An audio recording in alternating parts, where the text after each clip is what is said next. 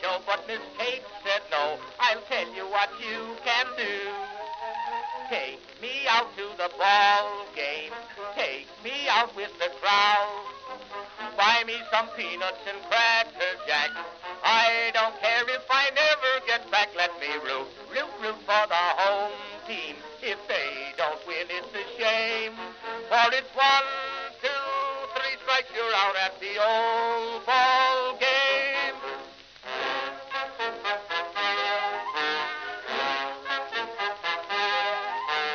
Katie Casey saw all the games, knew the players by their first names, told the umpire he was wrong all along, good and strong. When the score was just 2-2, Katie Casey knew what to do. Just to cheer up the boys she knew, she made the gang sing this song. Take me out to the ball game, take me out with the crowd. Buy me some peanuts and cracker jack. I don't care if I never get back. Let me root for the home team. If they don't win, it's a shame. For it's 1, 2, 3 strikes, you're out at the old ball game.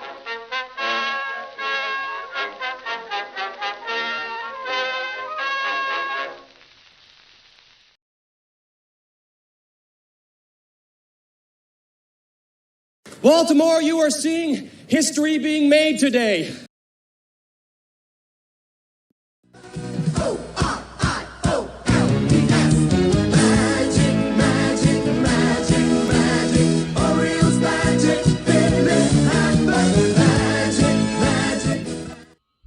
Greetings, folks, and welcome to live coverage of Orioles baseball, where tonight the Baltimore Orioles will be playing the Texas Rangers in the second game of a 3-game series at Globe Life Field in Arlington, Texas. How you doing, everybody? It's your old pal, the BirdWatcher here. People call me BW for short, and that works for me. Folks, the Orioles coming off yet another excruciating loss last night. A start to a 10-game road trip went pear-shaped, folks. It was awful. It wasn't awful for Shane Baz in terms of what he did. He pitched his ass off, 8 innings. He went the distance, gave up just a couple of runs there. But 2 was enough to beat us. And, folks, it's the offense. This offense, as unreliable, as inconsistent as it has been this season, lately it has been tragic. And Shane Baz has felt it more than any other pitcher on this staff. He's up to 11 losses on the season. That is tied for the American League lead. By the way, the Orioles have 2 pitchers in the top 4 in losses. Bradish currently sitting, where is he? Bradish. Yeah, he's got 10. So that ties him for 4th. And according to a tweet I saw earlier, it is the first time in Major League history that, I don't know if I believe this, but 2 pitchers on one pitching staff that are in the top 4 in losses that have an ERA under 4. How do you get that? No offense. Folks, in the last 12 ball games, the Orioles have a record of 6-6. In these 6 wins, all we've had to do is score 3 runs. If we score 3 runs, we win. Just 3. But 6 times in the last 12, we have scored 2 or less, and we've lost all of them. 2-1 last night, 4-1 the night before, 8-0 in that 6-inning shutout to the Phillies, a 5-0 shutout to the Phillies, a 14-0 shutout to the Tigers, and a 3-2 loss in 11 innings to the Braves. This lineup right now, whether you looked at it last night or tonight, does not have a single batter with an average of at least 250. 250 right now, and you are Ty Cobb on this team. You just look at it and you go, how? I'll tell you how. Somebody built this team. Somebody spent a lot of draft picks to build a can't-miss offense, right? Can't miss. We got big bats. A lineup with 800 OPS top to bottom. That was the plan. Well, after putting Jackson Holliday third in the lineup for the first time last night, that did not help. The top of the lineup altogether, Gunnar 0 for 3, Alonso 0 for 4, Holliday 0 for 4, and O'Neill 0 for 2. That is 0 for 13 at the top of your lineup with that change made. So what did the Orioles do after only being able to score one run, which came from a two-out rally from the bottom part of their lineup? They basically made no changes whatsoever to the lineup tonight. There's one change, and the order has stayed exactly the same. The change is Encarnacion Strand in for Mayo at third base, batting seventh. Everything else exactly like last night. Let's just run it back, folks. Let's just take what we saw not work at all last night and run it back. By the way, you might have noticed that we did score a second run, a tying run in the ninth inning of last night's ball game, as Leody Taveras touched home plate before a mitt touched him. But the replay booth decided that no definitive evidence to overturn the call on the field. The call was not confirmed. They said it was the call would stand. Now, the difference between saying the call is confirmed and the call stands is confirmation lets you know that, oh, well, we do know that Taveras was tagged out. We have evidence of it. To say that it stands is to basically say we couldn't come to any conclusion. They spent a whole lot of time not coming to a conclusion. And, folks, again, I know it sounds like a biased voice right now about that play at the plate, but go to Twitter. Just type in Taveras into the search engine. That is going to yield results regarding Leody Taveras, no matter if you're a Rangers fan or an Oriole fan or just anybody that saw that play. And I am finding it very hard to find anybody that thought that Taveras was out.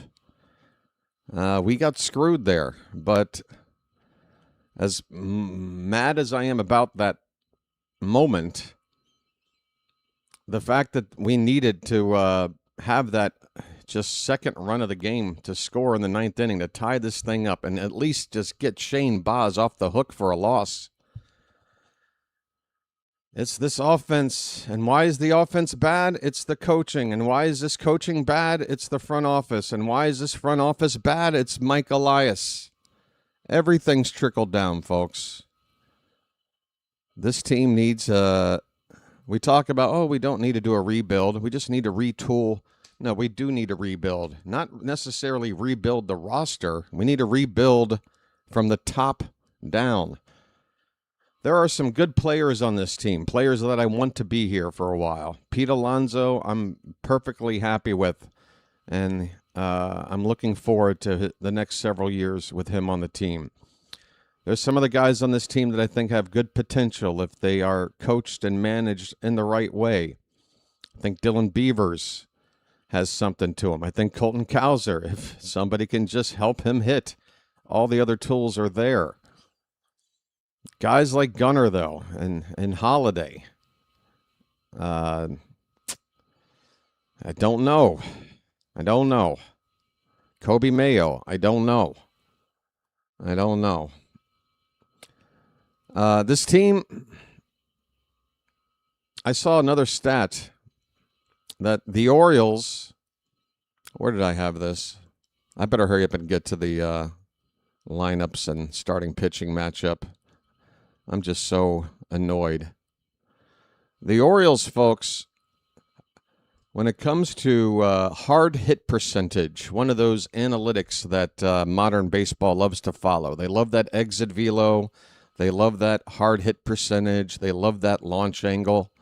Did you know that the Orioles have the highest hard hit percentage rate in all of Major League Baseball? 42 point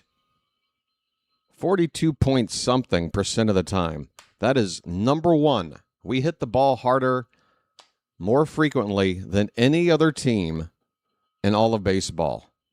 So there's your analytic for you. I'm sure that is an analytic, that is a metric that, you know, these guys crunching numbers, these MIT losers that are apparently deciding how to construct this team, when to play players. Yeah, to them, they look at that and they go, see? We did that. We built a team that hits the ball harder than anybody else. Well, what has that yielded us? I'll tell you what. Yeah, we do hit the ball hard. You know why? Because every time, no matter what the situation is, we're up there swinging at the bat as hard as humanly possible. And guess what? Baseball doesn't work that way. You get to 2 strikes, you need to change your approach. You need to shorten up your swing a little bit. You need to emphasize making contact more than exit velo. Because if you put the ball in play, if you hit it off the end of the bat, if you hit a little nubber on the ground or a little bloop over the infield, it's a hit. Okay? So yeah, we hit the ball harder than anybody else, but do we have anybody that can hit 250? No. Do we have anybody that understands situational hitting, where hitting a home run isn't necessarily the best thing to do at that moment in time? No. And all of this is a philosophy that comes from the top all the way down, and it has created this mess that we're watching here for the past couple of years. We need wholesale changes from the top all the way down. That's the truth. You know, this is baseball. We've got, 45 games or something left to play. We're going to win some. But I'm telling you now, if we're looking long term, this philosophy, this way this offense goes, their plate approach, it's not working. It's simply not working. There has to be changes, instructional changes, philosophical changes. And the fact that the people in charge have yet to recognize this and seem to just double down on it tells me everything I need to know about whether we should allow the current guys in charge to figure things out or whether we should move on. The answer is move on. I don't have any trust anymore with how this organization is being led. That said, the Orioles, if they can figure out a way to win tonight and tomorrow, have a chance to even up with the Rangers on the season and take this series. That's what we're going to try to do starting tonight. Kyle Bradish is on the mound. We've got a tough cookie on the opposition mound. It is Jacob deGrom. deGrom is a very decorated veteran pitcher, and while his stats this season aren't exactly mind-blowing, we have faced pitchers far less decorated than him and have struggled. Team needs to hit the ball. Will they do it tonight? We'll find out.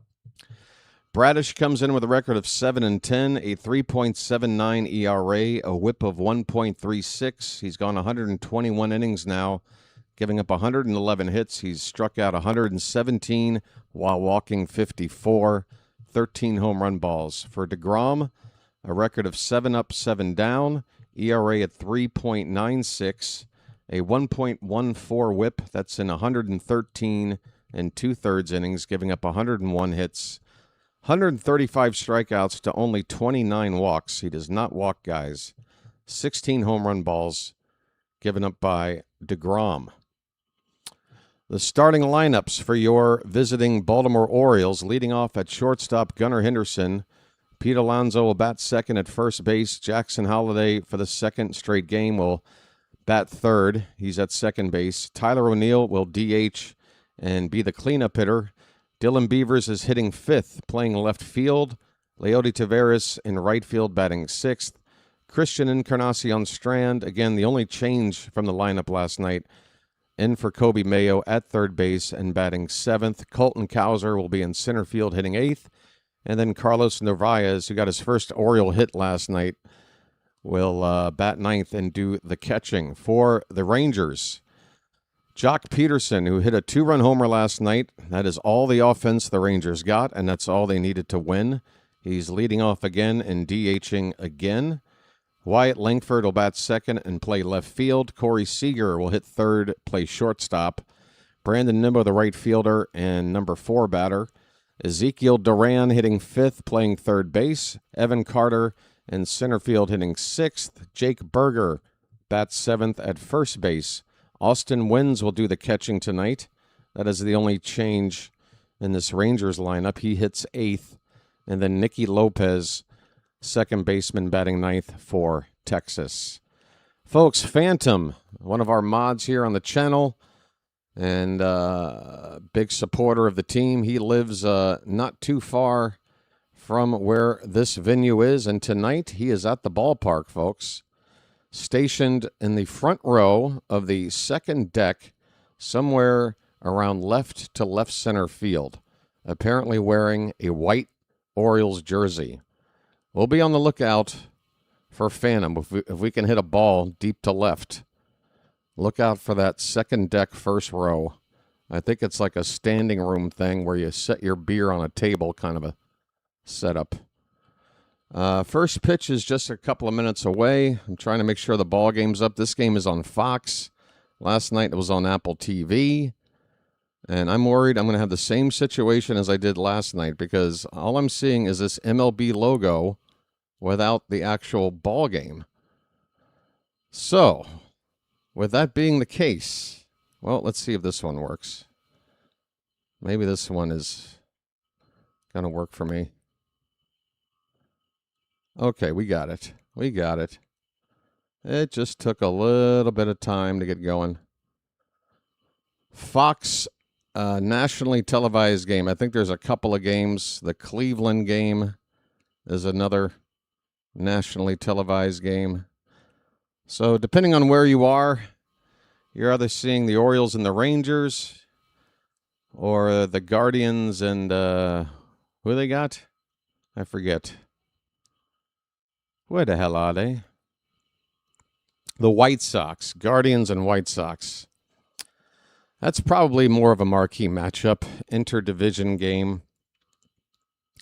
Two teams that currently have, well, no, actually the Guardians are one game under 500. Speaking of under 500, the Orioles with 2 losses in a row, now back to 4 games under at 56-60. That's 116 games. That leaves 46. We are 2 games out of the wild card. Texas, meanwhile, with that win, even up their record at 58-58 last night. And I'm just taking a look here at these standings one more time. This better come back on here for me. Is the volume up? Volume is up. Commercial break in progress. Gunnar Henderson is going to lead off, folks. Just a reminder, if you are watching along, you're going to want to get synced up with me. The odds are, if you're watching, you're probably going to be a little bit ahead of me. So the way to fix that is to pause your game right after the first pitch. Just get ready to pause it with a remote or a tap of your finger, however you do it. Pause it right after that first pitch of the ball game, and then allow me to catch up. Wait a moment. Let me call that first pitch, and as soon as I've done that, you unpause. You go back to live, or you just unpause it from where you left off, right there. And from then on, we should be synced up. That's the plan. Hope it works. Right now, I'm just waiting for this game to pop back on. See, now it looks like it's staggering. What I'm worried about my... Anytime it's a Apple game or a Fox game, things can get a little weird, folks. Last night we basically had to punt the first inning because of Apple shenanigans. But as I said last night while I was frantically trying to get this game up, hang in there. I always find a way. One last thing I want to say about last night's game, and this is nobody to blame except our manager, Craig Albanese. And I'm glad I went, for once, I'm glad I went to Twitter for a little, a little bit of affirmation. The fact that after that play was not reversed and the Orioles were robbed of a game-tying run in the ninth inning and 1 out left to play with, the fact that Albanese did not come out to even gently argue that call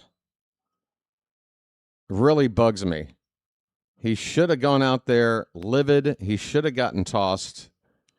And it just doesn't sit well with me, folks. Jacob deGrom is ready for his first pitch of the ball game, folks. We are ready for baseball. Gunnar Henderson, first pitch, he takes it for a strike. And we're underway. The Orioles are wearing their black jersey tops with gray pants. Rangers are in their standard home whites. Next pitch to Gunnar is foul back. He got a pitch middle of the plate. It's 0-2.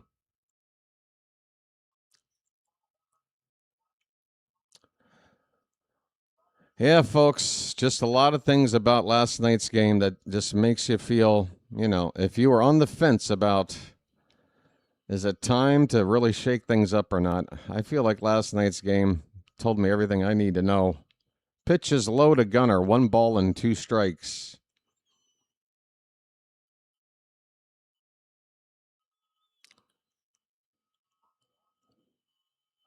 Gunnar's average is at 217. Which on this team is pretty much middle of the pack. Check swing, and the third base ump rings up Gunnar. And that's how this game starts. Gunnar strikes out on a check swing. That checks out. No pun intended.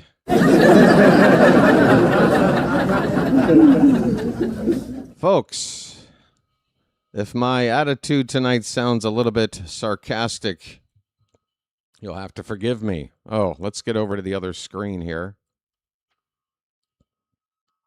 There we are. Here is Pete Alonso low and away for ball 1. A polar bear stirs.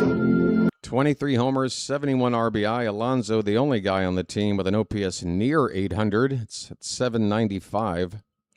Swing and a miss, 1-1. Folks, I know I'm bitter. I know I'm jaded.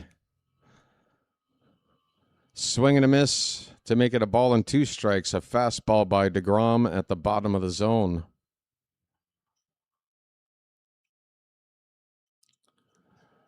It's not easy to come to the feeling that I'm feeling, which is this team is not going to figure it out without Elias leaving. Because everything has a trickle-down effect, in my humble view. I don't see a scenario where we go out and we sign this pitcher or that hitter and suddenly our problems are solved. I see how Craig Albanese treats a situation like last night, which is basically to not fight for us at all. And that sort of tells me that this is why Elias wants him. Here's a pitch low. It's 2-2 on Alonso. Why put up with a fiery manager, a maverick kind of a manager? Alonso just struck out, folks. He's done. 2 batters, 2 strikeouts. Jackson Holliday hitting third for the second time. Takes a called strike on a curveball. Holliday hitting .234. His OPS barely 700 at 701. And that pitch is low to even up the count at a ball and a strike.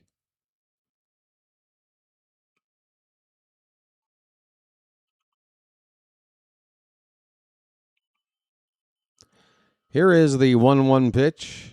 That ball's lifted to right. That ball's going to go. Folks, bye, birdie. Holiday. There's your launch angle. There's your exit velo. There's your hard hit percentage. There's your Oriole offense. Holiday with a home run to right, and he hit it deep. Got every stitch of this baseball turned on this deGrom pitch. It was middle, and Holiday made him pay for it. That ball well up maybe 15, 20 rows up the stands in right field. 1-0 Baltimore, folks. All right, so all I have to do is just criticize this team as hard as I can, and we can get a little bit of offense. I still stand by what I say. He's up there. Every batter up there swinging as hard as they can. Yeah, they're going to hit the ball hard. Sometimes it leaves the yard. But what about situational hitting? What about shortening up your swing at 2 strikes? These sorts of things. Over the course of a full ball game. Instead of being this one-note swing for the fences kind of a team, I'm still criticizing them after the home run, folks. 1-0 Orioles. Here is Tyler O'Neill. And I do this out of love. Okay? Make no mistake. 2-0 now to an O'Neill. Ahoy there! Anybody home? 2-0 to O'Neill. The pitch is a strike at the bottom of the zone. O'Neill's hitting .217, 9 homers, 20 RBI, 707 with the OPS. And he lays off a low one here, a slider to make it 3-1. Hitters count for O'Neill.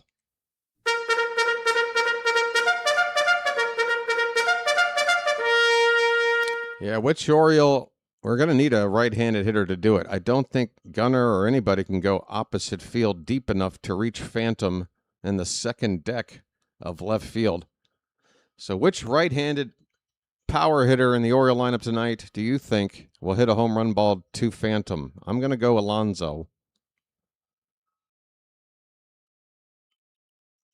By the way, deGrom gave up his 14th home run to Holiday on the season, and 9 of those 14 have been in the first inning. And guess what, folks? We just got another base runner. It's a walk. A walk to Tyler O'Neill. Hey, I'm walking here. I'm walking here. Dylan Beavers. Not sure why he was moved out of the leadoff spot. Not sure why a guy with 2 home runs is batting 5th, but that's the Orioles lineup for you. He fouls off the first pitch.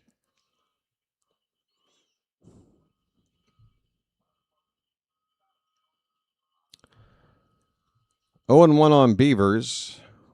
O'Neill at first base with 2 down. deGrom already up to 20 pitches in the first inning.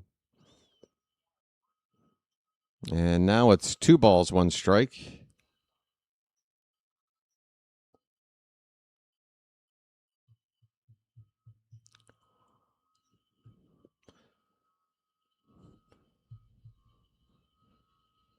What is going on with this stream? Folks, my stream keeps sputtering. Here's the 2-1. That ball's hit out to left. Backing up onto the warning track. The catch is made in deep left field by Wyatt Langford. That'll end the inning. The Orioles do get a run here in the top of the first. Jackson Holiday crushes one out to right. Let me tell you, number what on the season here? That is number 6. That's it, just 6? 6th homer, 21st RBI of the season for Holiday. The Orioles leave 1. They score 1. Bottom of the first, Baltimore 1. Texas coming up. All right. Folks, guess how hot it is in Arlington, Texas right now. in the evening time. Not inside the air-controlled ballpark, but right outside. It is 99 degrees. 99 degrees. It's pretty hot. I'm reading 99 here on the AccuWeather. I'll refresh the page. Maybe it's changed.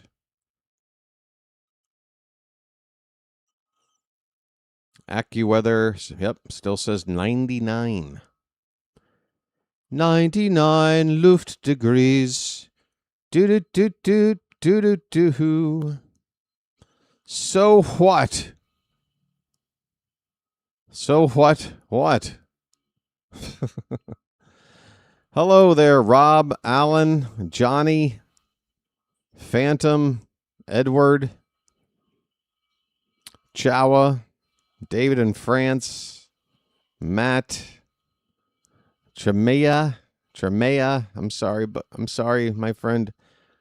Wheels and Levers, Jim, Ruark, Chilo is here, Erica, Daniel Berry, Larry Jackson, Brian Mitch, Pickleball GMA, Jeremiah.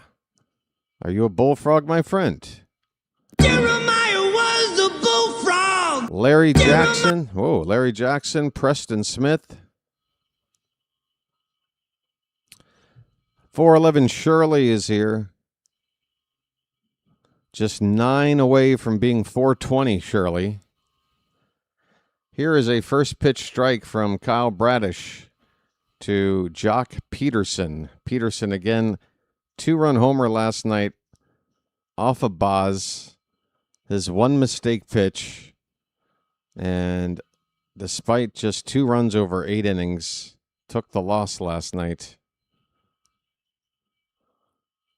Vanilla Spice is here. Christopher Haas, the Major, Tank, Joel. Here's the 0-1 from Bradish. It is swung on and missed. A pitch in the dirt. 0-2 the count. Now I can't remember whose name I've read off already and who I have not. These all look familiar. Jet Bond looks new.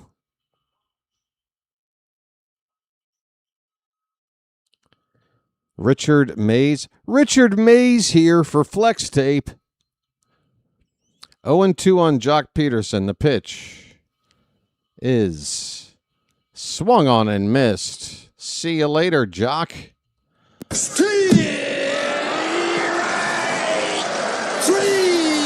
Well, y'all come back now, you hear? G.E. Wilson is also here. Okay, I think that pretty much wraps up the hellos. Walter Delgado saying hello, BW. Wyatt, the Orioles lover, just tuning in saying hello. Welcome in. We got a lead right now. Here's Wyatt Langford. First pitch is above the belt for ball 1. Yeah, Shirley, you put your mind to it. You'll be 420, Shirley, in no time. And the moment you get there, give me a call. I'll be popping by for a visit. Here's the 1-0 pitch. That is right down the middle. 1 ball, 1 strike. You love the voices. You got talent. I got voices in my head. I have a split personality.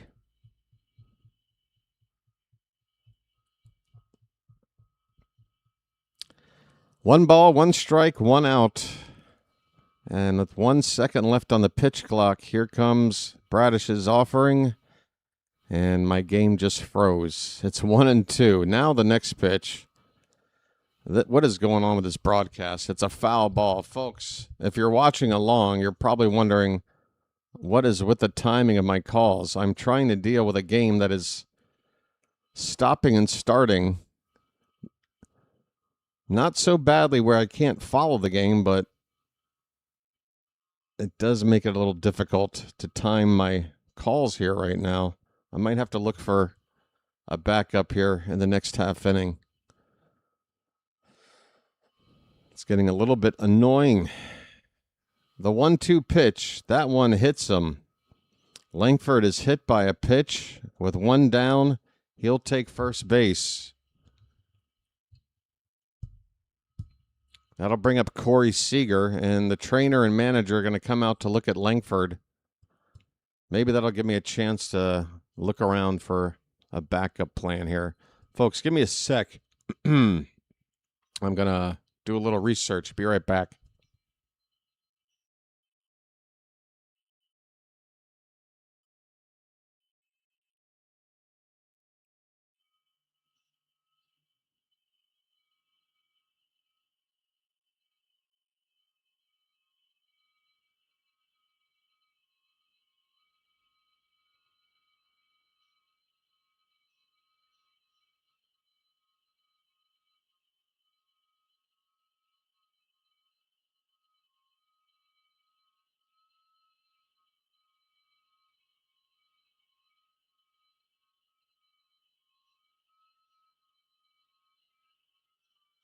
All right, folks, we just had a line drive double play with Langford getting doubled off the bag at first base, a line drive to third, the throw over to double off Langford, folks. That ends the inning. Sorry about the non-enthusiastic call, but the result is fantastic.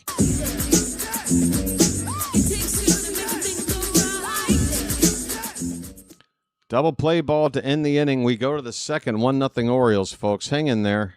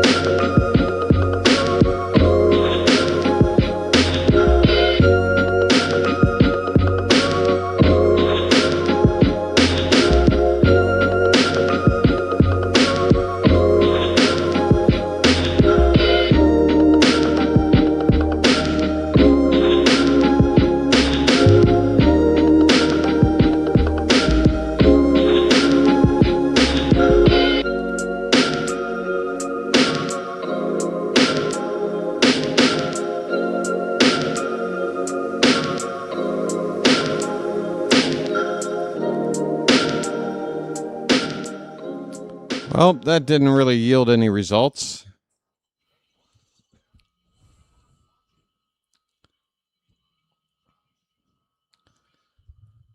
What you block me for? I haven't said anything yet. I don't know. I don't know who blocked you or why. I'm not in the mood to talk about it. Folks, 0-1 on Leody Taveras. We are underway in the top of the second inning.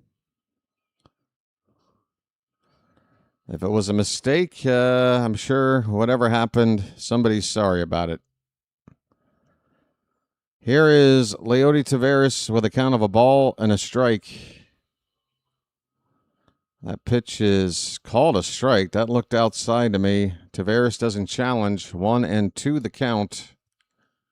Come on, let's dance. Oye, están hablando por ahí de que first day of Christmas, second day. Taveras scored the only Oriole run last night, and he should have scored 2 of them, but he was denied. Pitch outside, 2-2. Taveras hitting .224, half a dozen homers, 41 driven in.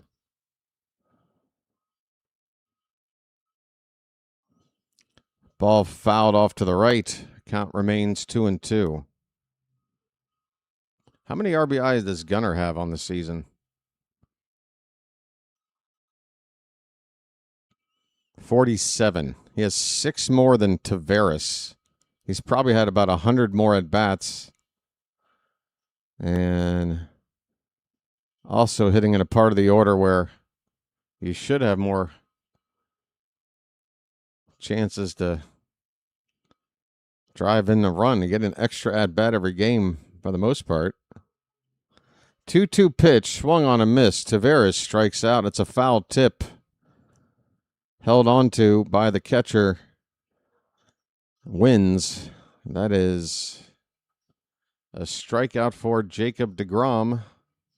1 away here in the second inning. 3rd strikeout for deGrom already.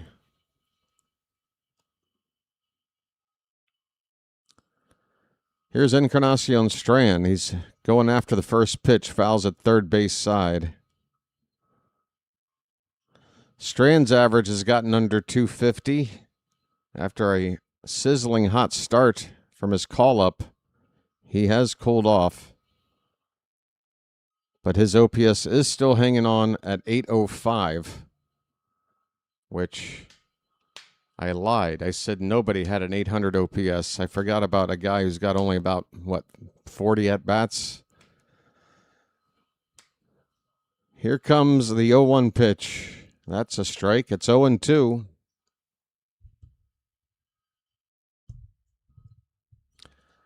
I know, Shirley. I know. There's a lot of things. There's no one thing to point to and go, well, there is one thing. Get rid of Elias, and then other things might start to improve. But in terms of like how things went down last night, here's a swing and a miss. Encarnacion Strand strikes out. 4th strikeout for deGrom. He's gotten 5 outs, 4 of them via the strikeout. So this is what I'm talking about, folks. Yes, Holiday, nice swing, good home run. And we're going to get those. I still don't feel it's something to get excited about, though, if everybody else is up there swinging and missing. Here's a foul ball by Colton Cowser. Cowser had a hit last night. He's at 205. Pitch low. 1-1 the count. Yep, we strike out too much again. A product of trying to swing on strike 2 the same way you swing with no strikes. Swing and a miss by Cowser. A ball and 2 strikes.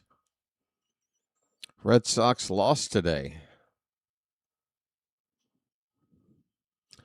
Well, to be fair, Holiday got a pitch right down the middle, Chilo. Again, I'm not about to anoint Holiday somehow leading by example. He got a fat pitch. He got a hold of it. I don't take that away from him. This is why I don't want to pick on individual players as much as I want to pick on the philosophy and, the management and coaching of this team. It's a team-wide issue. This pitch is fouled away by Cowser. It's 2 balls and 2 strikes.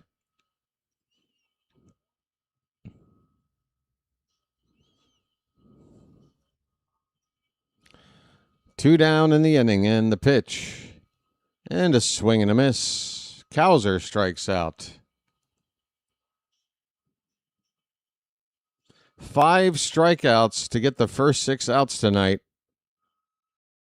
5 strikeouts of the first 8 batters to come up to hit.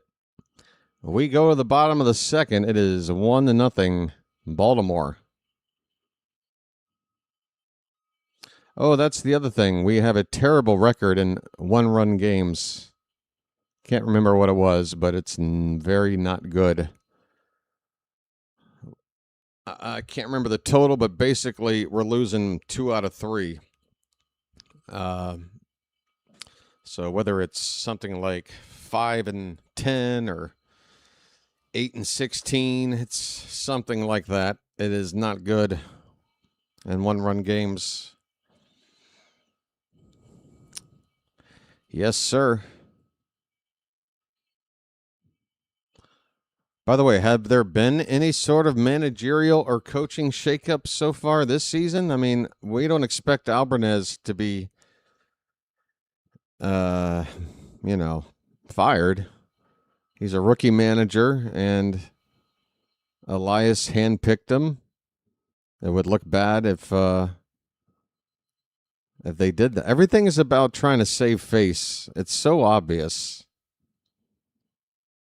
Trying to save face, trying to tell the fan base one thing when they know damn well that ain't the case. Oh, your boy is fed up.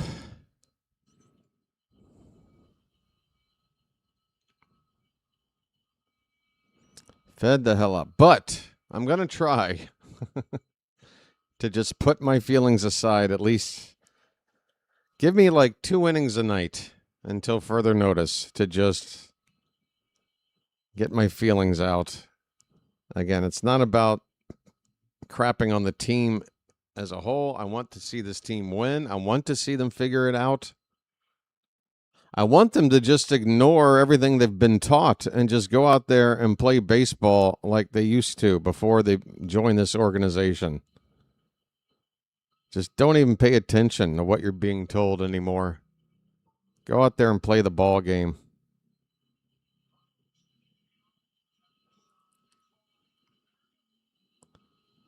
Okay, bottom of the second, getting underway here. It's Brandon Nimmo at the plate. First pitch is a little bit high for ball one.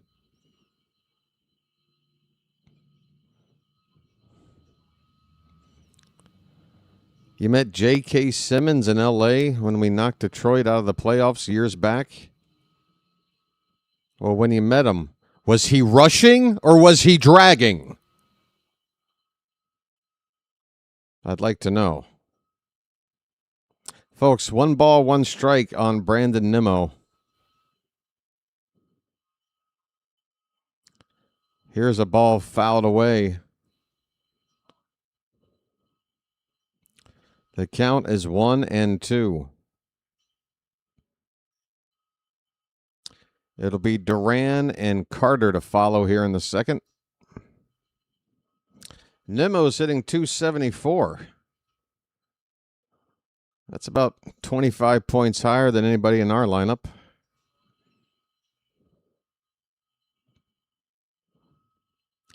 There's a called strike 3. That sinker right down the middle.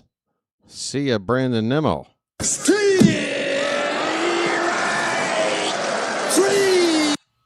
Well, y'all come back now, you hear?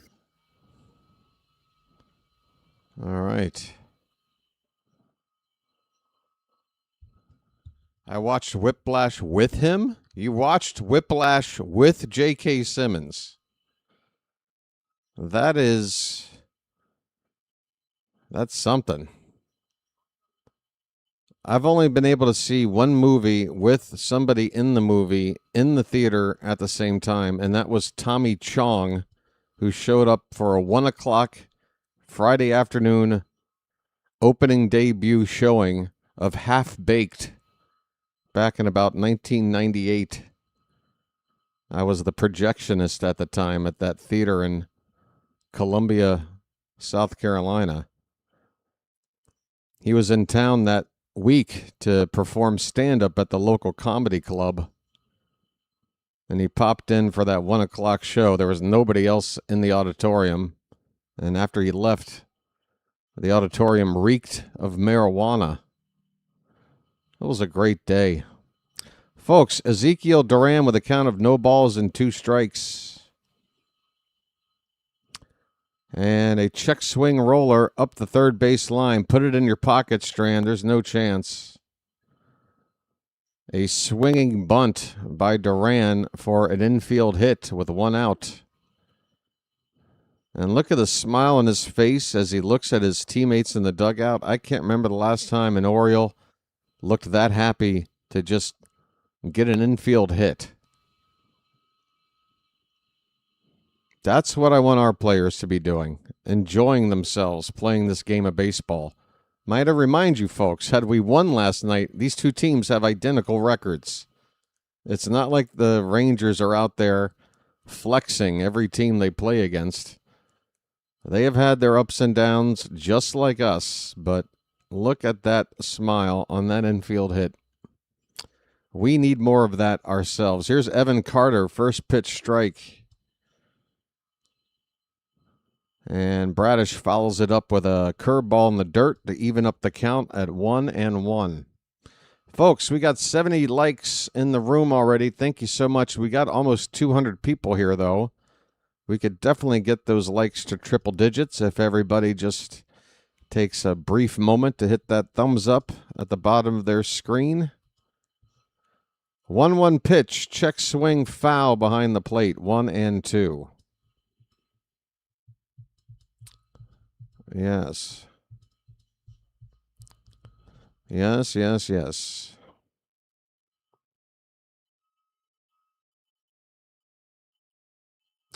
Evan Carter hitting only 197.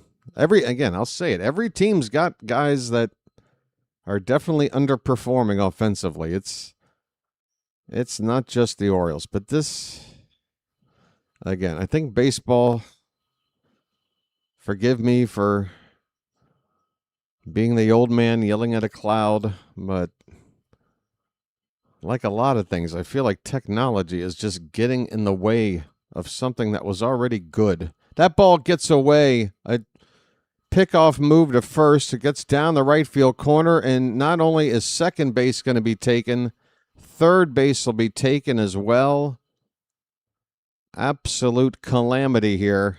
Ezekiel Duran, after an errant throw by Bradish, goes all the way up to third base. 2-base error. And only 1 out in the inning, so the Rangers have a chance to tie this thing without the benefit of a hit.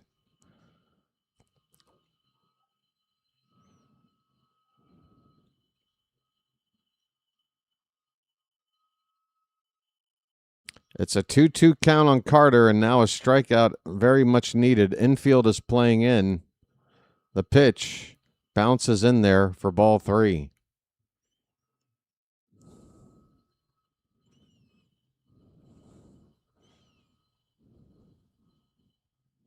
I know, guys.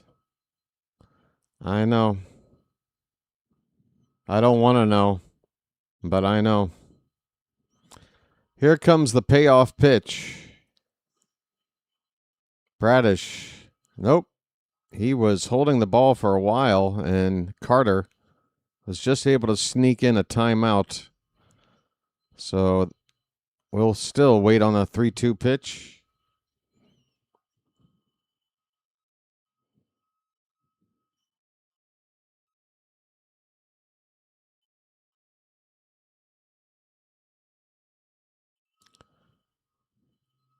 All right.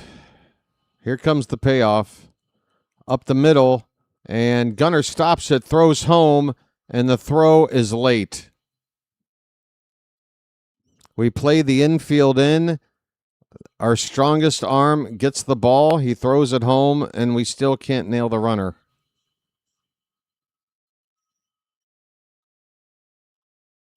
Wow.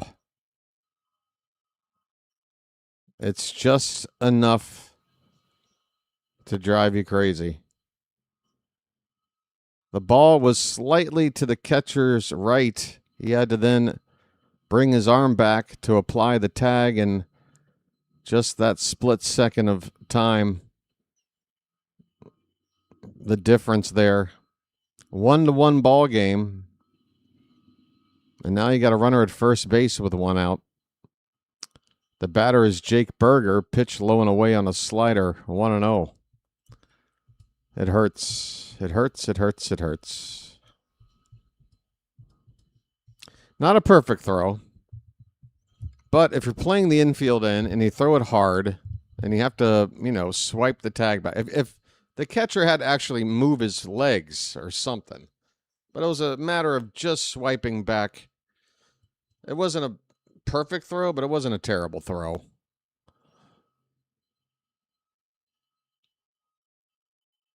1 ball, 1 strike. Pitch. That's a strike. 1-2 the count.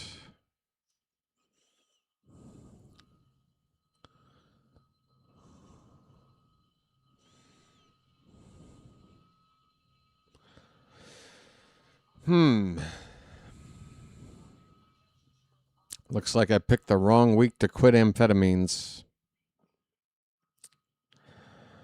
The 1-2 to Jake Berger. That one bounces in front of the catcher. The runner is taking off to second base. The throw down is late, and it's another base taken. 2 bases taken on an errant pickoff move, and now another base taken on a wild pitch. So far in the inning for the Rangers. And what that does is take away a potential ground ball double play to end the inning. And Berger, who's not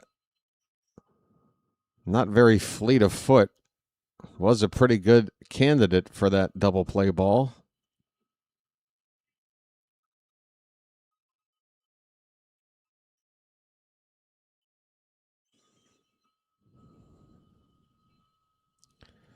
The count is 2-2.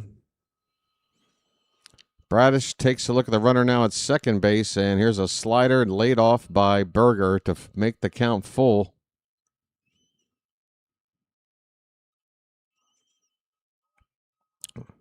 Bradish about to throw his 30th pitch.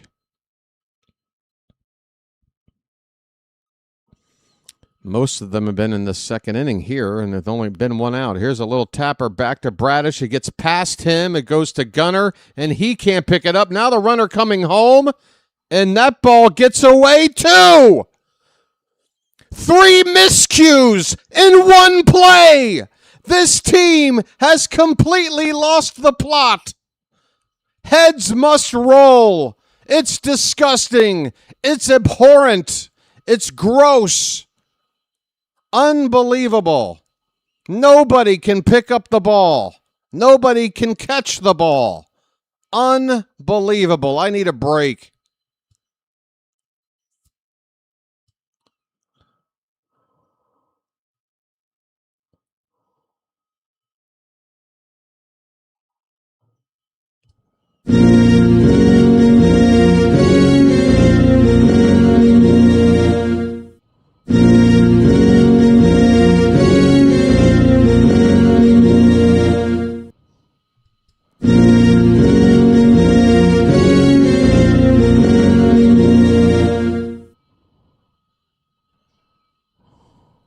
Shame.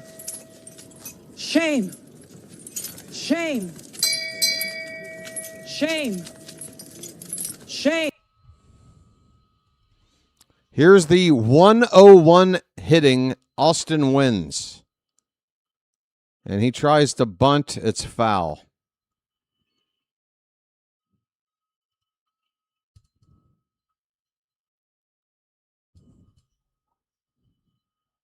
I'm sick to my stomach. 77 errors on the season now for the Orioles, who would lead the league in unearned runs.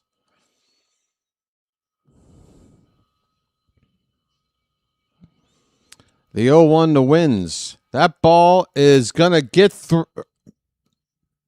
God, he's hitting 101. Austin Wins with a base hit. Do you know how hard it is to hit 101? If you're hitting 100, we get it. You're 1 for 10, you're 2 for 20. You need a lot of at-bats just to be able to work out an average to be 101. Holy shit. Wins is on at first. First and second, 1 away. Here's Nicky Lopez. Pitch. He tries to bunt, and he fouls it behind the plate.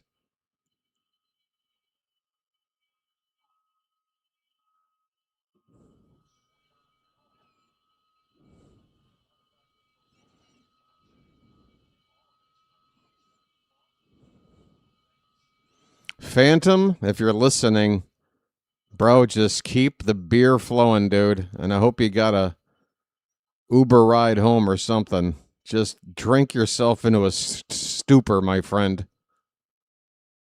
I'd give you my permission to run out onto the field, but we don't want you going to jail, man. But anything within the boundaries of the law, feel free. It's a 2-1 game.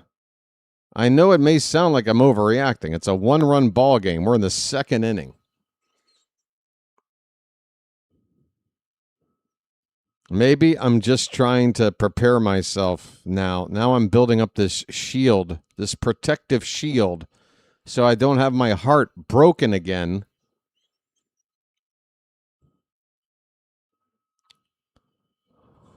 It's a rare condition known in certain circles as Chilo's disease.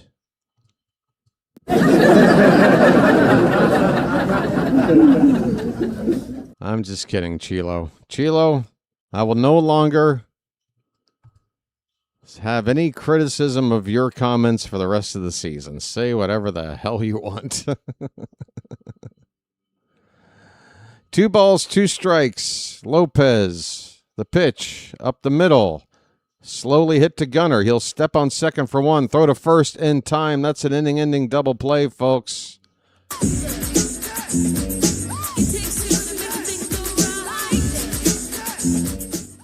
The Orioles have 2 errors, and the Rangers score 2 runs. They have taken the lead at the end of 2-1. Texas, no earned runs charged to Bradish there. That's all on the defense. Folks, 12 likes away from 100. All right, I'm going to try. Look,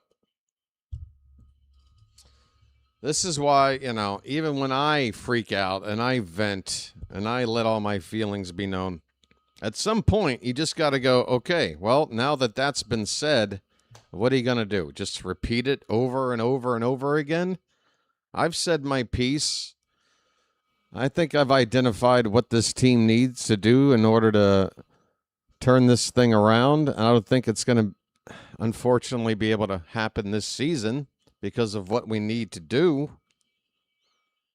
But that's it. Okay, I've done it. I've said my piece.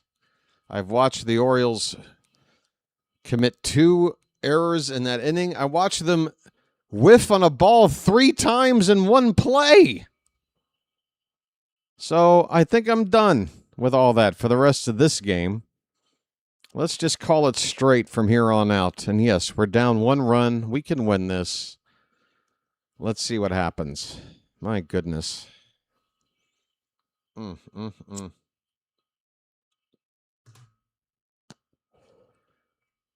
tell you what, folks. Did anybody pick up Austin Hayes yet? Yeah. They do something new to piss you off. Well, yeah.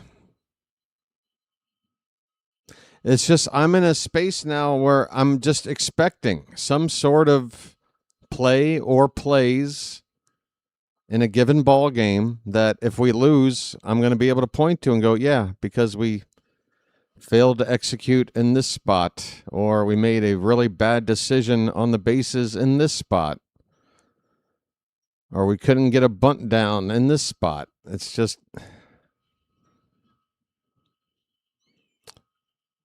Fox is going to interview Shane Baz. I wonder what he has to say. You guys will have to let me know what he's talking about. I can't hear him. First pitch here in the top of the 3rd is a strike to Carlos Narvaez. Navi. Have we decided that's his name? Navi? There's a called strike. I'm not trying to dismiss it. I just want to know, going forward, is this the agreed upon? Because I got to figure out a button for this guy. He's going to play a lot of games. Narvaez fouls back the pitch. It's 0-2. Yeah, Boston looking pretty much locked into a October spot now. Unbelievable. That pitch low and away. 1 ball, 2 strikes. With the lineup changing so much, we have plenty of opportunities to equally hate on everyone. Or an equal opportunity hater. Another low and away pitch. The count now goes from 0-2 to 2-2 on Carlos Narvaez. Top of the order coming up next. Pitch. Fouled off to the left.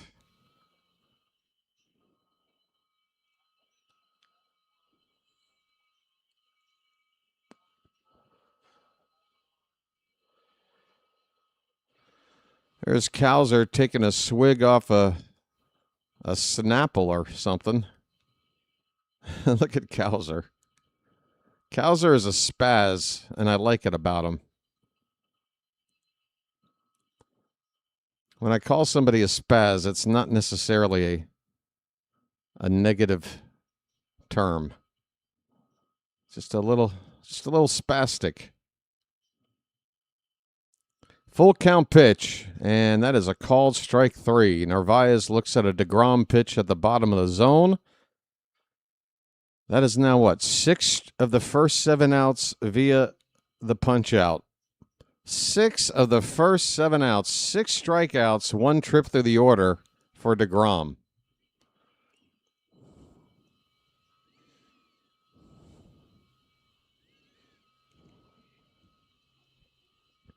Gunnar Henderson looks at a low pitch.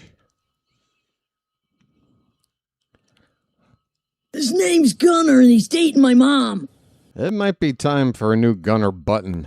His name's Gunnar and he's dating my mom. I mean, when I found that audio clip, when I was starting to first build up this soundboard, and I found that Gunnar soundbite, I thought, now there is a button that'll never leave the board. That is brilliant. Now every time I play it, I hurt. 2-0 pitch. Gunnar fouls it back. 2-1 the count. Maybe just a good old-fashioned sound of like a cannon blasting off or something. I don't know. If they're not going to shake things up, maybe I will. His name's Gunnar, and never mind. Foul back. It's 2-2. Come on, Gunnar.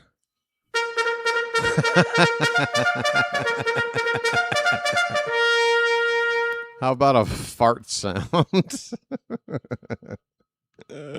Oh, guys.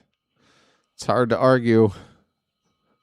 2-2 pitch. Gunnar swings, and this ball's popped up, foul ground, third base side, out of play. Just crickets. Oh, man. Toilet flush. Oh, man. Here comes the pitch. That's low. We got a full count. Come on, Gunnar. 1 out, nobody on. 2-1 Rangers in the top of the third. Alonso on deck. Here comes the payoff pitch. Hit in the air to center. That ball is going to be caught out there. Carter playing relatively deep and barely has to move to make the catch. Gunnar. The average now at 216. Crickets? I don't know, folks. Let me take a look. Let me take a peek in here. Here's Alonso. First pitch. Foul back. A polar bear stirs. I'm not getting rid of that bite. That is too good. A polar bear stirs. The 0-1 pitch. That's low. 1 ball, 1 strike. All right, let's see what we got here. How about this?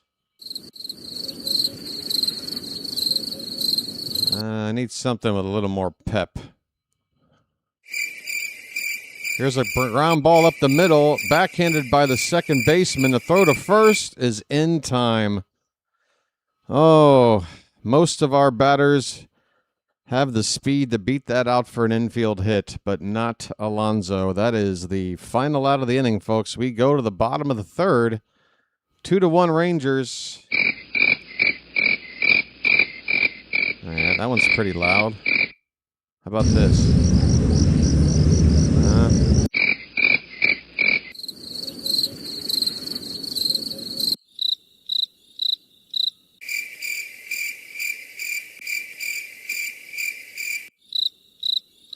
There's a lot to choose from. Oh my! Whoa! Look out!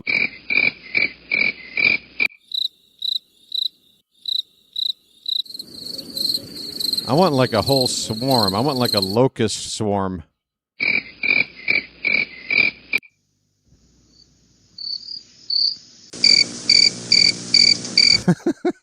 There's so many.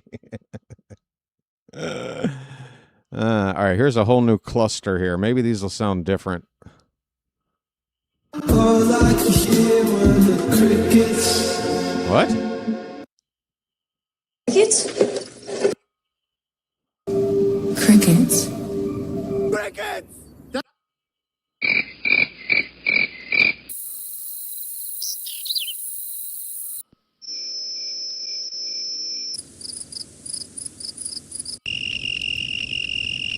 All right, that's just annoying. All right, folks, I'll look into it later.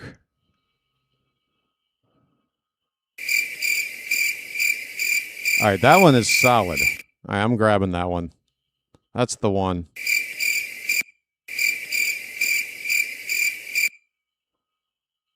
Let's grab this. Folks, we're between innings. Don't worry. Hang in there. Well, now, wait a minute. Where'd the download button go?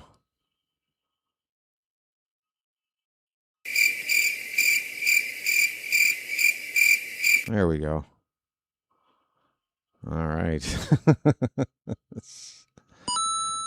Ooh, I got a Mario button for my trouble.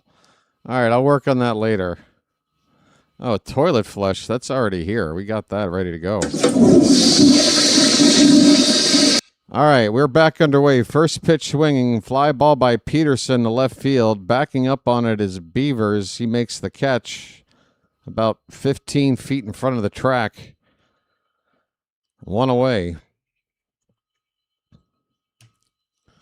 So top of the order for the Rangers. Peterson retired. Langford coming up next. Seager after that.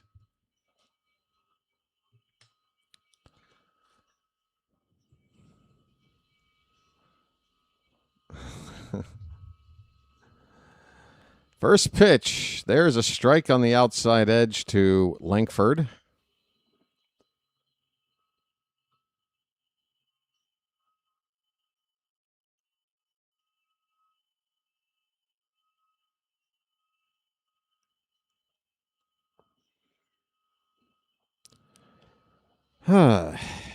Trying to wait for this interview with Nate Eovaldi to be finished.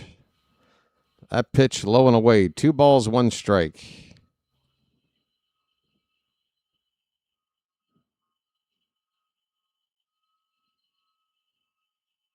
Folks, we've just passed 100 likes. Thanks so much for that. And I want to thank you very much for that. I really do. 1-1 pitch. Hit in the air. Right field. Should be easy. Coming in is Tavares. He's made the catch. 2 down here. Seager, the next batter.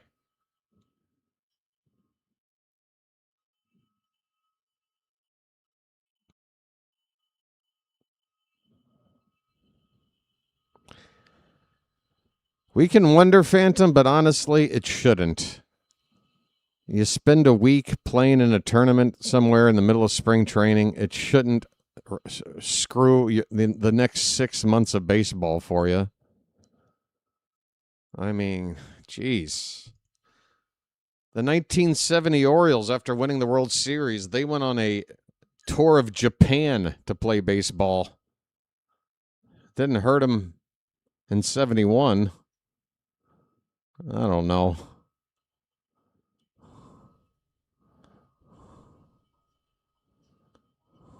One ball, one strike, 2 outs. Pitch outside, 2-1.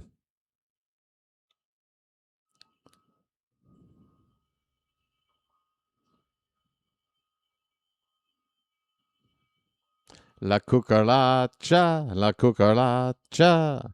Da, da, da, da, da, da, da. This ball's hit in the air. A lot of fly balls off of Bradish. This one's shallow, and it's caught by Cowser to end the inning. 3 fly balls, 3 outs. We go to the 4th. It is 2-1 Texas. It shouldn't be.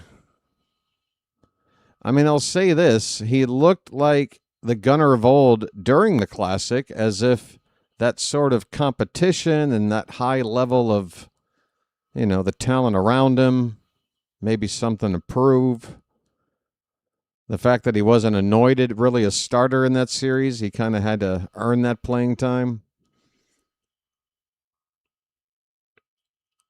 I don't know.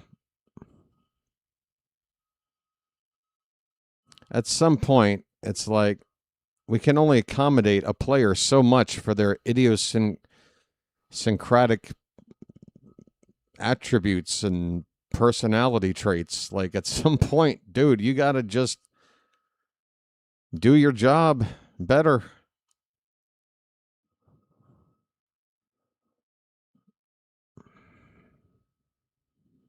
Oh for 2 tonight. The average now at 216 for Gunner.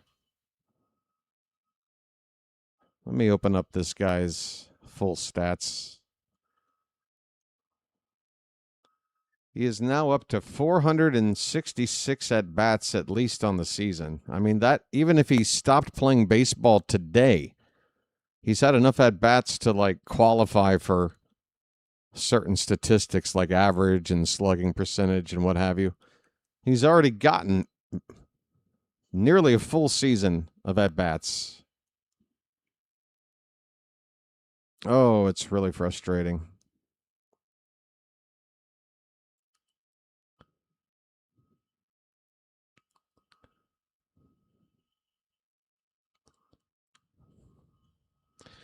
Here's Gunner's hitting WAR. That is wins above replacement. That is a measure of how well you're hitting versus the average hitter in baseball.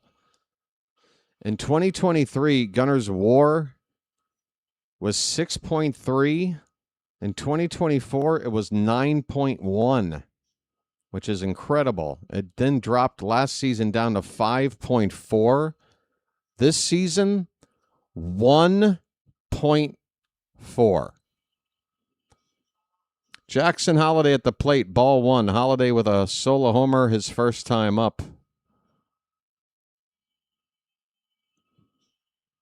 Pitch from deGrom is taken low, and the Rangers are going to challenge. They think that hit the bottom of the zone.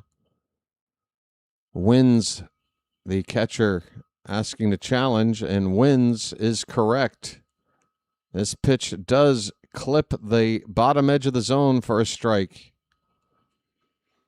So the count now 1-1 on Holiday. Now, it might be a negative WAR in terms of defense and offense combined, G.E. Wilson. This is just hitting.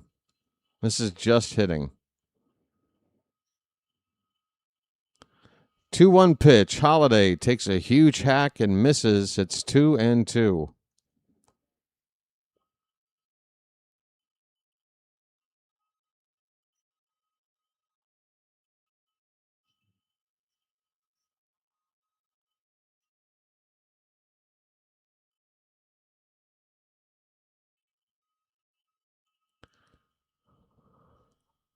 This pitch is low. How about this for Gunnar? Last season, Gunnar stole 30 bases, was caught 5 times.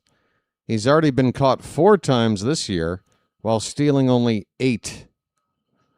Swing and a miss. Holiday strikes out. Make it 7 strikeouts now for deGrom, with 1 away in the 4th.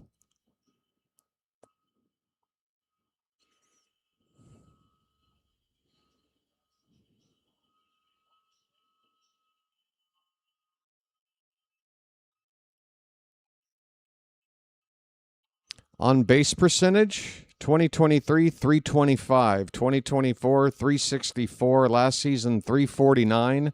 This year, it is under 300. An on base average of 297. How about slugging? 489 in 2023, 529 in 2024, back down to 438 last season. Here's a base hit up the middle by Tyler O'Neill, a 1-out single. Orioles have the tying run at first base.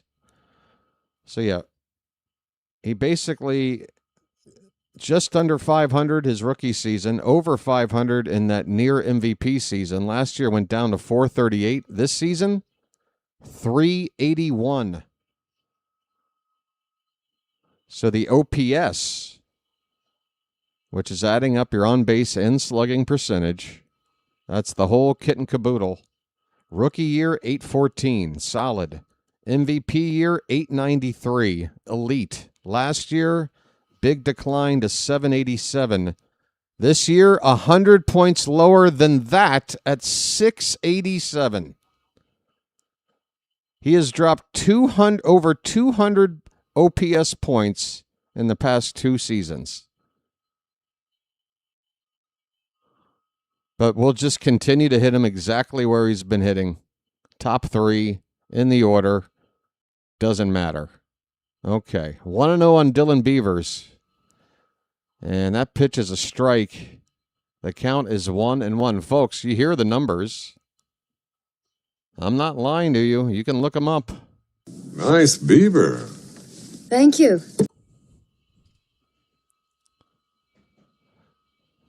It's something I wouldn't dream to be, analyzing after just the month of April or even the first 2 months. But we are now well over 2/3 of the way into the season. Here's a ground ball to first. Step on the bag for 1, and now they've got O'Neill caught going to second with a tag play, and that is a double play.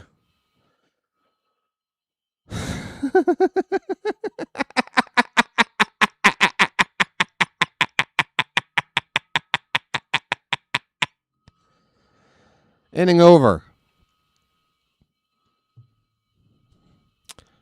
Yeah. Big buck, stop it all.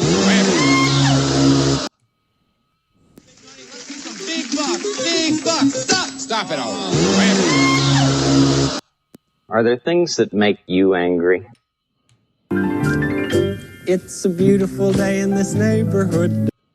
Are there things that make you angry?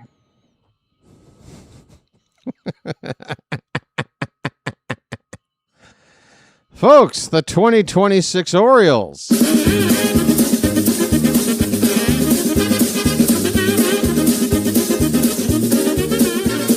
Yeah. Earl would be so proud. The Oriole way. Yes, sir.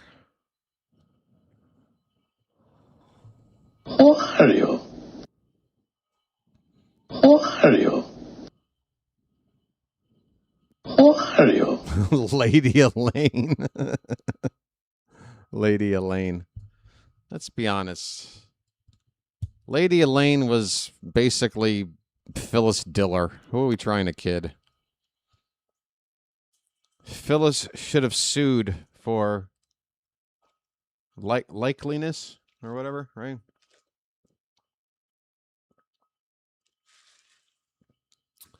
Folks, are there things that make you angry? Do you have ways of showing you're angry? Oh, yeah, nightmare fuel. Absolutely. It's a puppet with way too much blush. Way too much makeup in general, really. It's a little bit concerning. What is she doing in that tree other than applying makeup all day? Do you have, by any chance, 6 fingers? Oreo.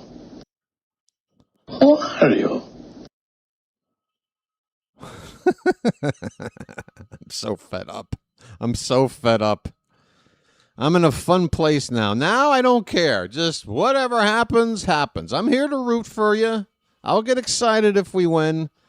But I'm not going to have my heart broken anymore. I'm done. You can't break a heart that's already been broken down into atom-sized pieces. Okay, we're down to just electrons here. There's nothing left. My heart has been crushed into smithereens. 1-1 on Nimmo. The pitch. That's a pitch low. 2 balls and a strike. The O's play like Elaine dances. But that's entertaining. That's an entertaining ineptitude. If we have to watch ineptitude, let's at least be entertained. Here's a line drive, base hit in the right field by Nimmo. A leadoff single for the Rangers. All right.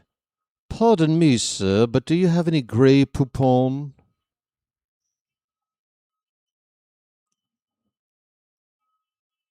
Gunnar will want to be traded September. Well, unfortunately, nobody is traded in September. There's this deadline thing, and it just done passed. Folks, the batter now is Ezekiel Duran, and a swing and a miss. 0-1. Duran got a single, and then on a pickoff attempt, got to go first to third, came around to score.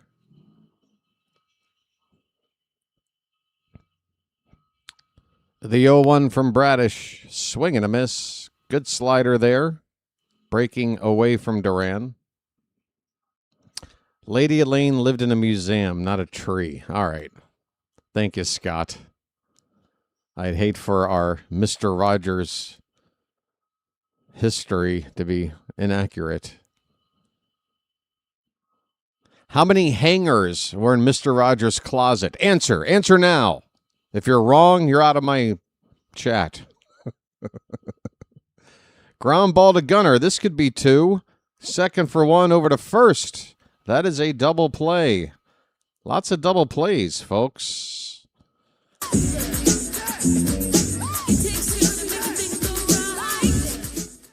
All right. Base is empty, 2 down. 6-4-3 on the double play ball.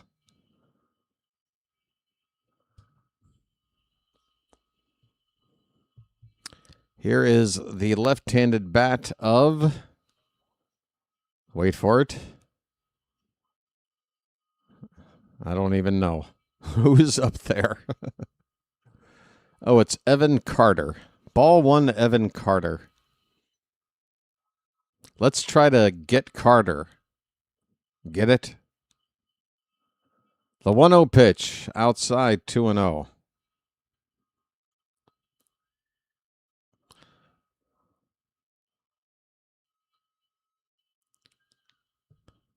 .50 gauge long rifles in the closet. Uh-oh. I guess that's why he wanted to ask us, are there things that make you angry? Do you have ways of showing you're angry? The count now 2-1 on Carter. 2 out, bases empty. We're in the bottom of the 4th inning. Mr. Rogers was a sniper. What? I mean, you might be telling the truth, but geez, Louise. I guess that explains his calm demeanor. Steady fingers. Nice and relaxed. Okay, I'm lining up my crosshairs now. The target is in sight. Do I have the green light? It's a beautiful day in this neighbor... Folks, it is a full count with 2 down on Evan Carter. The pitch swung on and missed. The inning is over.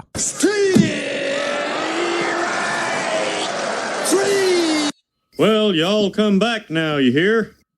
Okay, Spartacus, let's just... Come on, man. Give this guy some respect. Let's just get that out of the way. Hey, I don't mind a little bit of salty humor, but come on. Mr. Rogers is a national treasure, and I will not have his legacy besmirched like that. Just ask Lee Harvey. Well, it's a little late to do that, isn't it?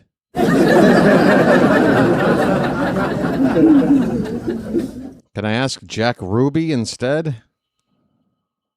I think the closest I can get is asking Woody Harrelson at this point. Folks, the Orioles are coming up to hit next, I think. Taveras, Encarnacion Strand, and Cows are due up in the 5th inning. 2-1 Rangers. Hey, has that odometer rolled over yet today? I don't know. But if you're watching right now and you're not subscribed, boy, are you missing out. Get in here with the rest of us lunatics. There are 5,600 or so happy bird watchers out there. It's a beautiful day. By the way, Spartacus, feel free to continue to join the conversation. Just maybe not imply Mr. Rogers swallows swords. That's all. Come on, man. It's a national treasure. I feel like a whole generation of kids could have done well with some of Mr. Rogers' lessons. Those are now missing. Those have all been replaced with TikTok videos. 5630. All right. Well, folks, subscribe. Give it a try. I'm not going to give you a good sales pitch tonight. I don't have it in me.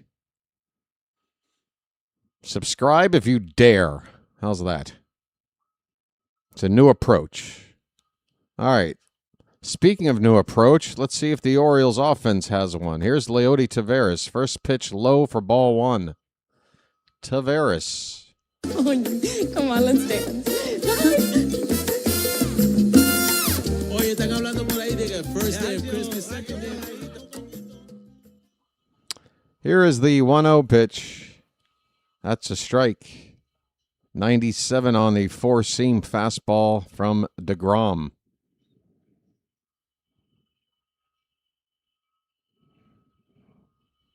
The 1-1 off the plate. Taveras takes for ball 2. Let's get a run. And I'll tell you this. Next time there's a play at the plate, I don't care who our runner is. Just bull charge the catcher. Knock the ball out. And if you can't knock the ball out, just keep going until you knock over the home plate ump. 2-2 on Taveras, leading off the top of the 5th. The pitch, fouled back. deGrom is up to 73 pitches. He's been very effective. He has struck out a slew of Oriole hitters so far through the first 4 innings. And here's a ground ball, first base side foul. Ball girl's going to have to track that one down.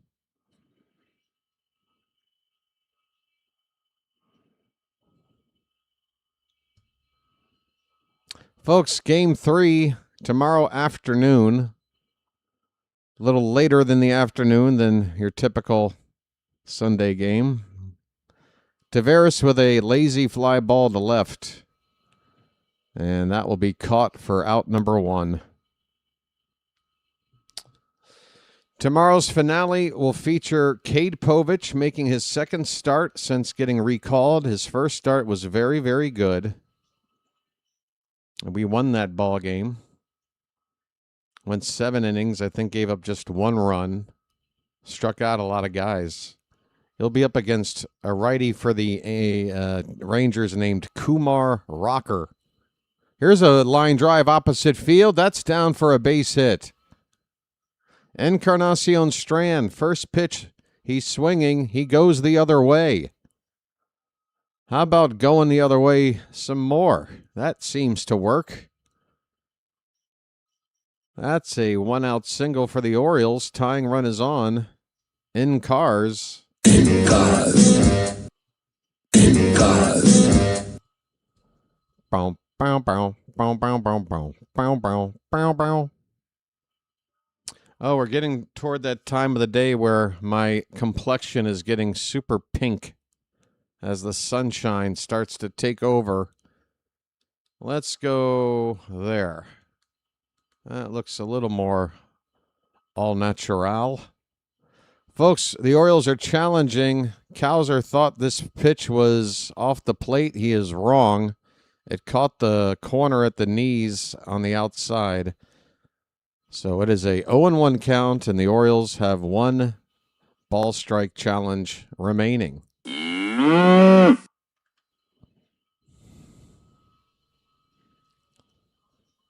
Pitch low, count even at a ball and a strike.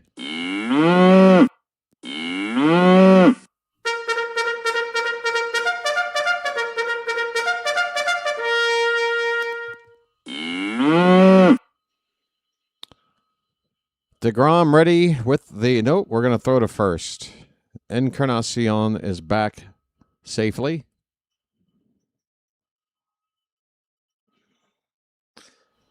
Christopher, not for nothing, buddy, but if that's the first Y on your mind, there's so many other Ys. This pitch is in the dirt. 2 balls, 1 strike. Why? Why is Alonso batting second? Since putting Alonso in the 2-hole, what exactly has improved? I'd like to know. Why is he there? That's a why I have on my mind. 80th pitch of the evening coming up from deGrom. That is right down the chute for strike 2. Cowser, 2 balls, 2 strikes.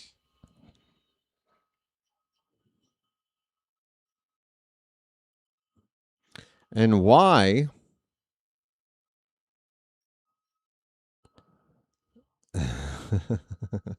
You got more why? You got some more whys, Christopher? I bet you do, man. You want to trade? Let's see who can run out of whys first. Let's just go back and forth. Cowser fouls it off. It's 2-2.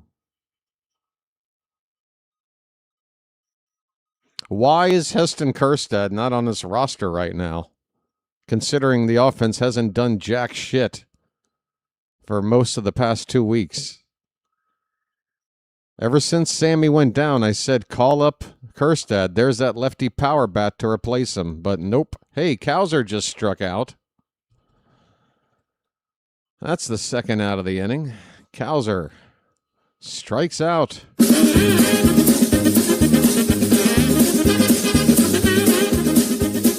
All right, I can't make too much of a mockery. I feel bad for Phantom right now. He's at the ball game.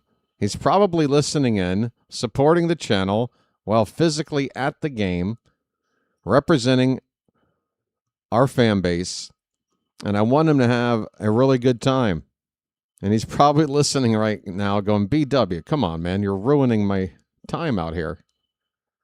All right, Phantom, for you, I'm going to try to shake things up. We've got Narvaez at the plate with a runner at first, 2 down.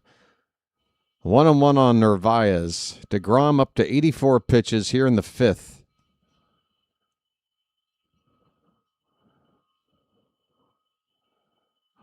Here comes that 1-1 pitch. Lifted, foul off to the right. 2 strikes on Narvaez. Folks, we got well over 200 people here. Please keep those likes going. We've been averaging 250 likes a game lately. Despite how the team's doing, the support for the channel continues. So please, just do your part. Take a couple of seconds and hit that thumbs up. 1-2 pitch coming. Lays off a high one. 2 balls, 2 strikes. Folks, how about a bugle?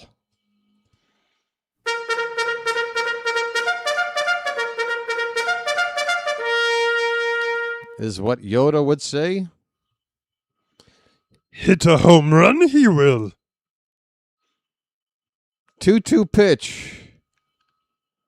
That one just laid off and just outside to run the count full. Let's go.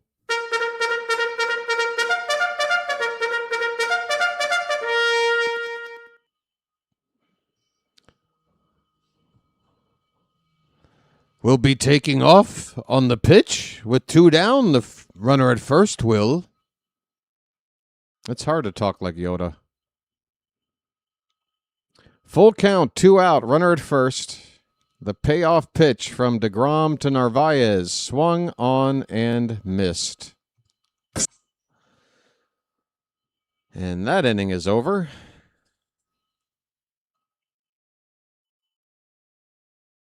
This game is halfway through. The Orioles have struck out 9 times through half of a ball game. We go to the bottom of the 5th. 2-1 Texas. Phantom, I'm sorry, buddy, if I'm ruining your time out there. But again, I insist. Drink up. Run out onto the field. Come on, like Morgana, the kissing bandit. Come on, we can bring it back. I'm all for equality. It's about time we had a guy take up that role. Run down there and give Albie a smooch, Phantom. Come on. Crickets. Ah, God. Making your way in the world today takes everything you've got. Taking a break from all your worries sure would help a lot.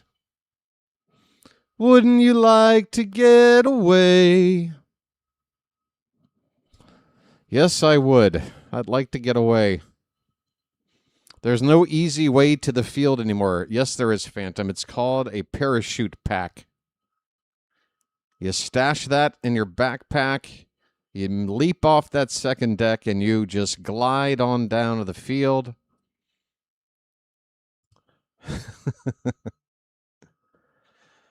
You got to think. Come on. Think about the kids in the Sandlot when they lost the Babe Ruth ball over the fence. They came up with all those interesting contraptions to retrieve the ball. They were using their thinking caps. They didn't just say, there's no way to do it. Come on. Let's get innovative. Spoiler alert. Uh-oh, what happened?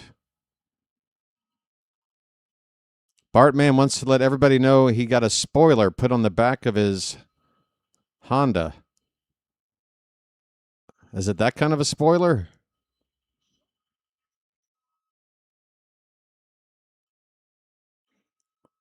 Tony's going to get away to Montana. Ah, the Sandlot. Oh, right. Yeah. Sorry, folks. If you've been in a bomb shelter for the past 30 years, pardon me for giving away a piece of a plot to a movie. Folks, 1-1 on Jake Berger as Kyle Bradish goes back to work in the bottom of the 5th inning. Pitch. Swing and a miss. Strike 2.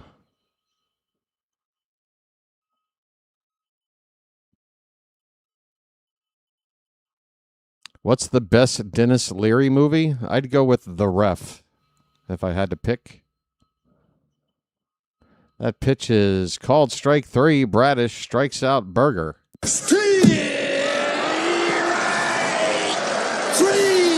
Well, y'all come back now, you hear? Well, y'all come back now, you hear? Give me The Ref.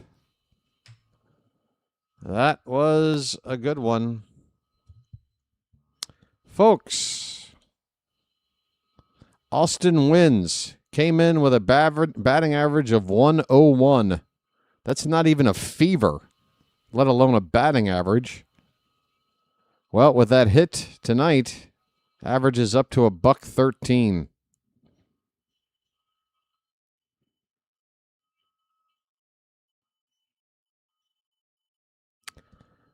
First pitch is low. Narvaez tried to frame it. Umpire didn't buy it. I want to know the count.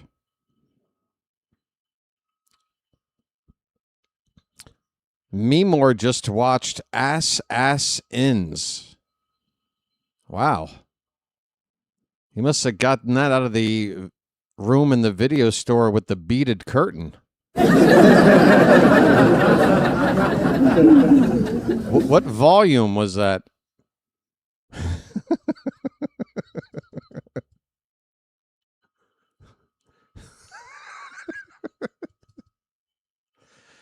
I'm delirious.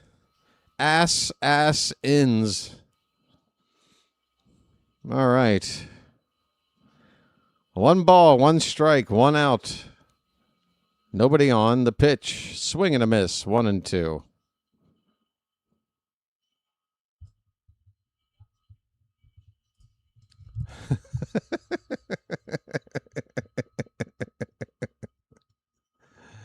Oh, God. Here's the 1-2. That's fouled to the right. Hey there, Carl. Welcome aboard. Offense no good? I don't know.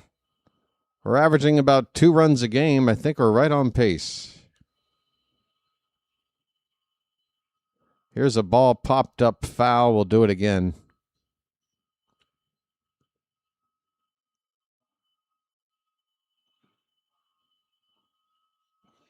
I wonder what old John Smoltz has to say about the Orioles. Oh, yeah, we have more errors than runs, just as an update.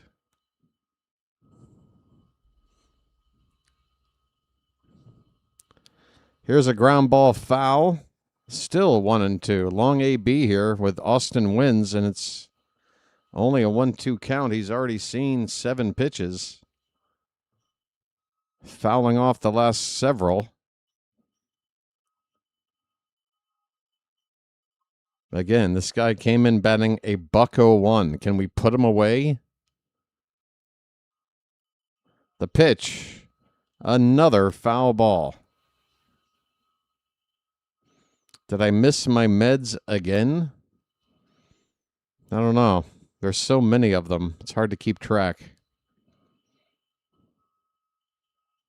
I just throw them all in a bowl and add milk. It's like cereal. Fruity Pebbles. All these different colors and shapes. Delicious. And like most cereal, it doesn't go soggy on you as much. 2-2 pitch to Wynns. Will this at-bat ever end? A pop-up, first base side, and out of reach of Alonso. Good grief. Activity in the Ranger bullpen. A right-hander up. It is Gray. It's not Sonny Gray. It's another Gray. A Gray that I don't know.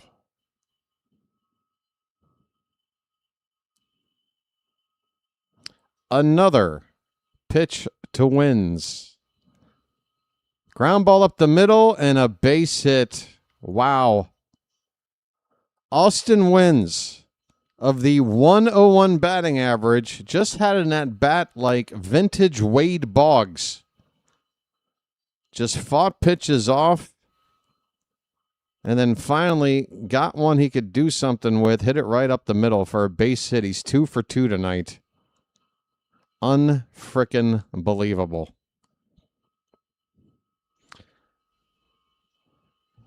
Gunnar better be careful or Wynns is going to have a higher average than Gunnar before this game is over.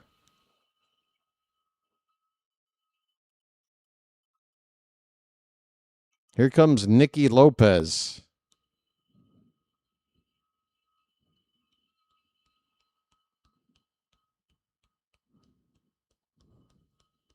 Lopez hit into a double play his first time up. Wouldn't mind something similar here.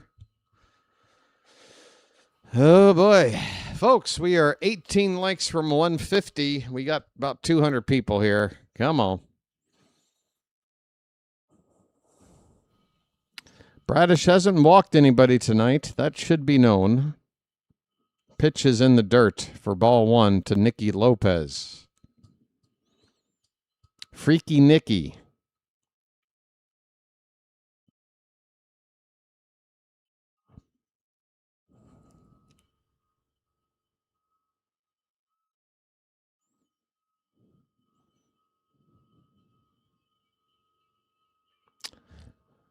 Two down, runner at first. Oh, did Lopez just make an out? I'm sorry. Soft liner to shortstop. Caught by Gunnar. Runner at first gets back. Lopez is retired. 2 away. My apologies. We're now back to the top of the order with Jock Peterson. And a swing and a miss on a sinker. 0-1. Jock, 0 for 2.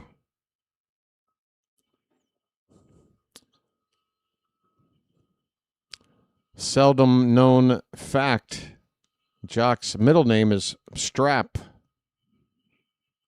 Damn it, I should have gone with Itch. That would have been funnier. His middle name is Itch, if anybody was wondering.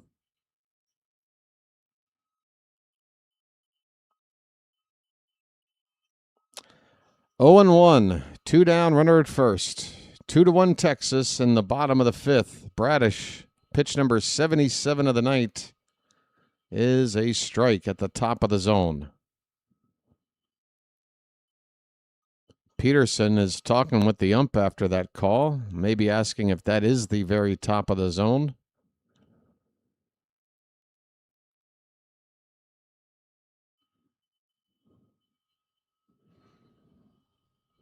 Oh, 2 pitch, low.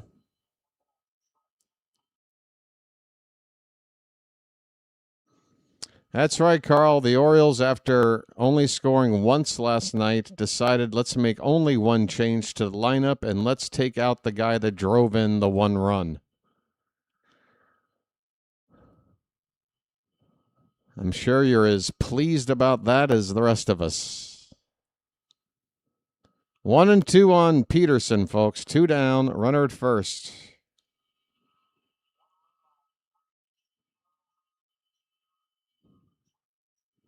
Here comes the pitch. Well, Bradish is holding it. There it is. That one's popped up. Third base side. Gonna go foul out of play.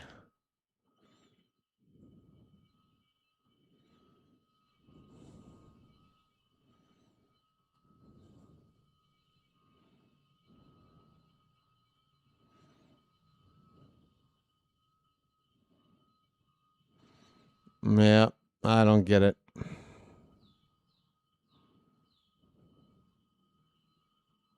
Change is going to come. It's about all we can hope for. 1 and 2 still on Peterson. The pitch. That one's hit hard. That ball is stopped by Holiday. He'll get up and throw out Peterson, who's not running down the line whatsoever. And the inning is over. The Rangers They have out-hit us 5-3. They have also struck out only 4 times tonight, while we've struck out 9 times. But they're only up by the 1 run. We've made 2 errors. They haven't made an error. They have been the better team in just about every department. But in spite of it all, folks, 1 run, 1 swing by any player at any given time can tie this thing. And honestly, with the way this offense is going lately, I think a solo homer is a better bet to tie it right now than a proper rally.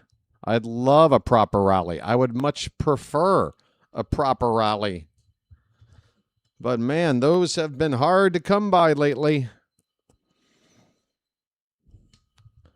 Very hard to come by. We are going into the 6th, folks.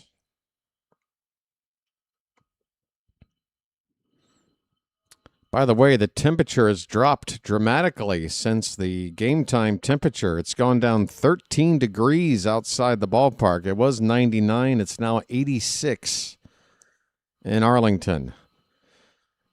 I'm sure the drop in temperature has simply been replaced by an increase in humidity, and it's just as god-awful out there either way. Just a hunch. Folks, I told myself I wouldn't look at the out-of-town scores, but I guess I'll do it for you guys. Going into the bottom of the 8th inning in Philadelphia, the Blue Jays are tied with the Phillies at 4 apiece. Pittsburgh is beating up the Mets 9-zip in Pittsburgh going into the 8th inning there. Nationals up 6-2 on the Reds in the top of the 8th in D.C. Royals are hosting the Cubs. They lead them 4-3 in the top of the 7th. At the end of 5, the Twins and Brewers are tied at 3 apiece in Milwaukee. Scoreless between the Guardians and White Sox. That's in the bottom of the 5th in Chicago. Also bottom 5 in St. Louis. Rockies 5, Cardinals 2. Detroit up 1-0 on the Giants in the top of the 7th in San Fran. The Padres up 3-1 on the Astros in the top of the 6th in San Diego. Scoreless in the top of the 4th, Dodgers in Arizona. Finals earlier today, the Yankees over the Braves 5-4. Marlins shut out the Angels 7-0. Athletics beat those hot Red Sox 7-3. And one game coming up starting in an hour. Tampa is in Seattle. All right, Gunnar Henderson is leading off, folks. And after a 1-1 count, he takes outside 2-1. So Jacob deGrom is out of the ball game. And a new right-hander is on, Peyton Gray. Peyton Gray with an ERA of 3.5. Gunnar going to left center field. Man, he's been doing that a lot. Remember when Gunnar would go opposite field? That ball would carry, or it would find a gap, or it would go down the line for extra bases. Every time I see him going to the opposite field, it looks like just like a carbon copy of the same swing. Kind of a liner right at the left fielder. Just over and over and over again. My goodness, here's Alonso. First pitch, ball 1 to Pete. A polar bear stirs. Rangers are going to challenge, and they are going to lose it. It was called a ball, and the ump was correct, half an inch off the plate. So both teams now have 1 balls and strikes challenge left. 1-0 to Alonso. The pitch. That's a strike.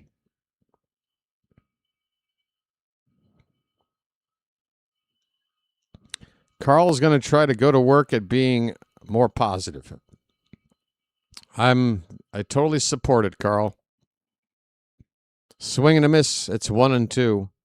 And look, folks, hopefully you know me well enough to know that, again, my sort of apathetic, sort of fed up kind of personality tonight, this is not normal BW. This is trying to cope BW. Alonso with a fly ball to left. It is shallow. It is going to be caught actually by the center fielder as that ball more towards center than left by the time it comes down. A shallow pop-up by Alonso. 2 away. I mean, this is Gunnar, Alonso, and Holiday. Can we get something out of these guys? Sure would be nice. Holiday with a home run, the only run of the night so far for the Orioles. Looks at a strike here. Base is empty, 2 down.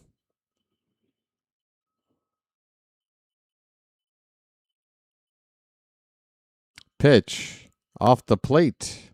1-1.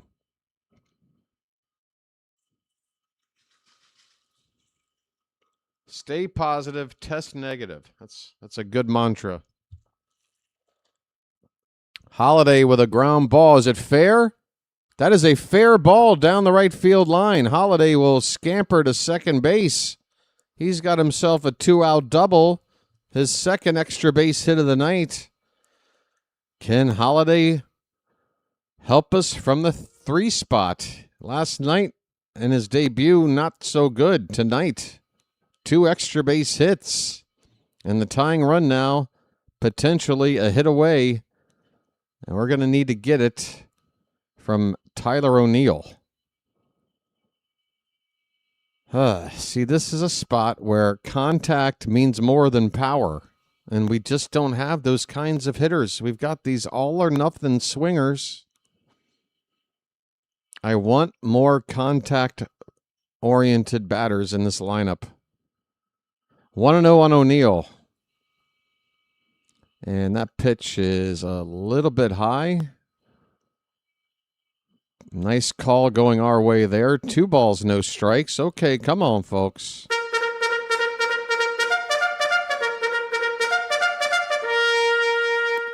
Pitch. Check swing. Didn't go. 3-0. Let's go.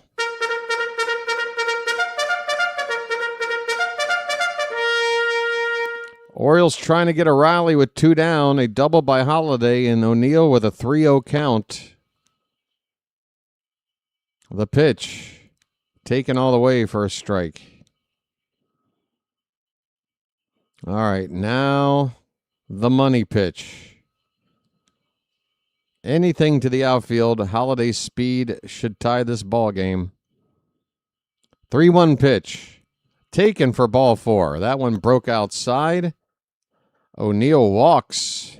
I'm walking here. I'm walking here. And now a guy I feel better about in this spot. The left-handed contact bat. I mean, I'm not calling the guy Tony Gwynn or anything, but in terms of the guys we have at our disposal, I'm looking for just a contact. Drop the ball in somewhere. Dylan Beavers, I'm nominating you, buddy. This is your moment. Nice beaver. Thank you.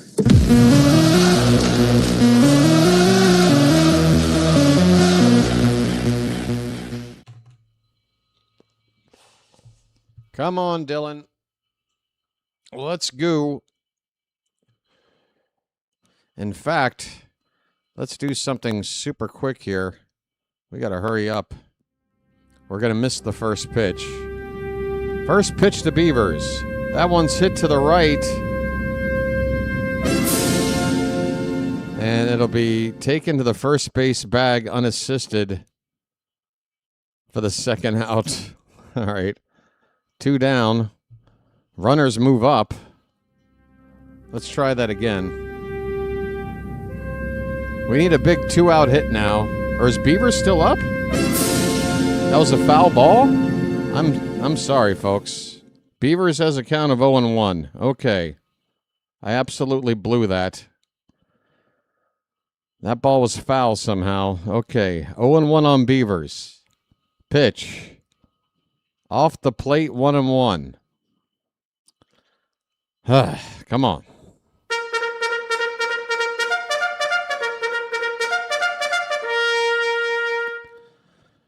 Yes, there are 2 outs.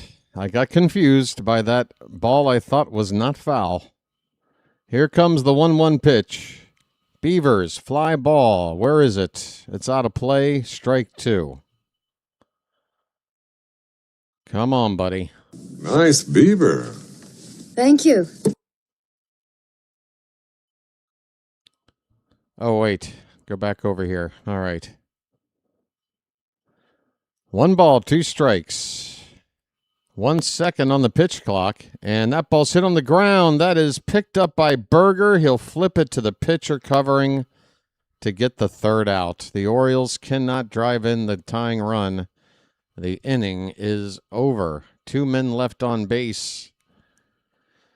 The Orioles have left 4. We go to the bottom of the 6th. 2-1 Rangers. Yep. That's about the size of it. Folks, Game 3 tomorrow.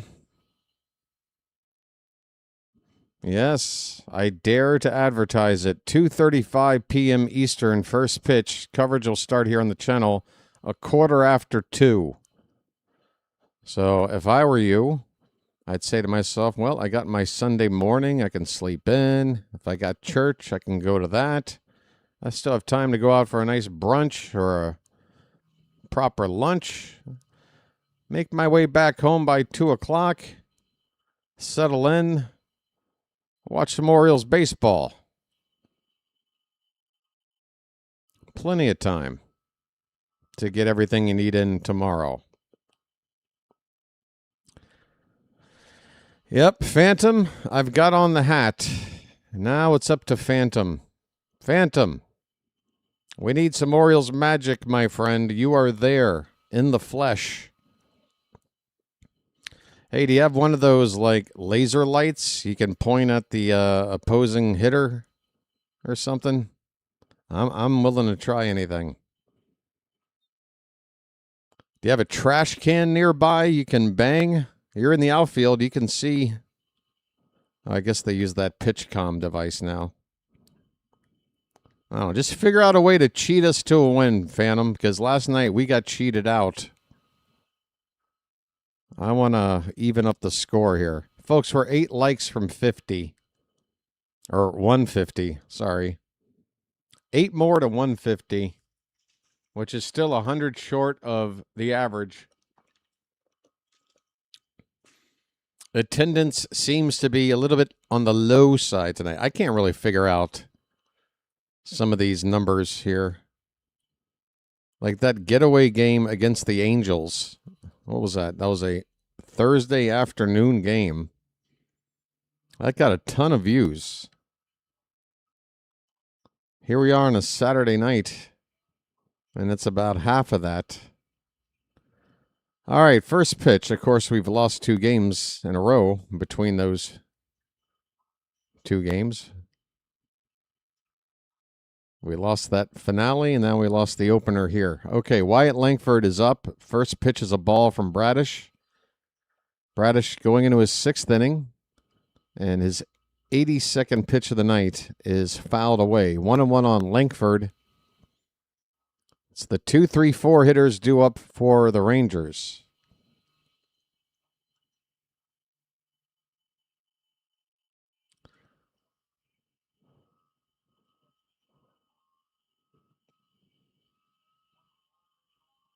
That pitch off the plate. This is looking a whole lot like Shane Baz's start last night. The deeper into the game we go, Bradish has given up 1 base runner per inning. There's a swing and a miss, 2-2 the count. So that's a whip of just a flat 1. That is perfectly acceptable. He's not given up an earned run. And he struck out 4 without walking anybody. And what does he have to show for it at the moment? If we don't turn this score around, he's looking at his 11th loss, which will tie him with Shane Baz for the most in the American League. Here's a ball hit to third. Encarnacion Strand will wind up and throw a strike to first. Nice strong throw there by Strand for out number 1.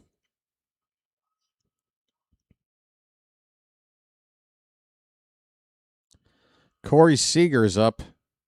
Seager is the gunner of the Rangers lineup this season. This guy was a perennial all-star, MVP winner on 2 different teams, World Series MVP winner on 2 different teams. He's hitting under 200 this season, 196 at the moment, and he just swung and missed for strike 1.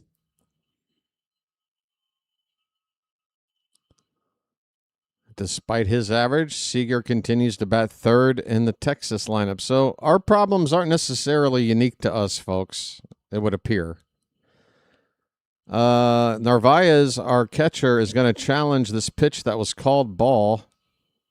It was a low pitch, and it is still a low pitch. That was indeed a ball, and the Orioles are out of challenges. That did not work. Hey, look. Albie's poking his head up over the wall there. He's looking like Lady Elaine. That pitch is outside, 2-1.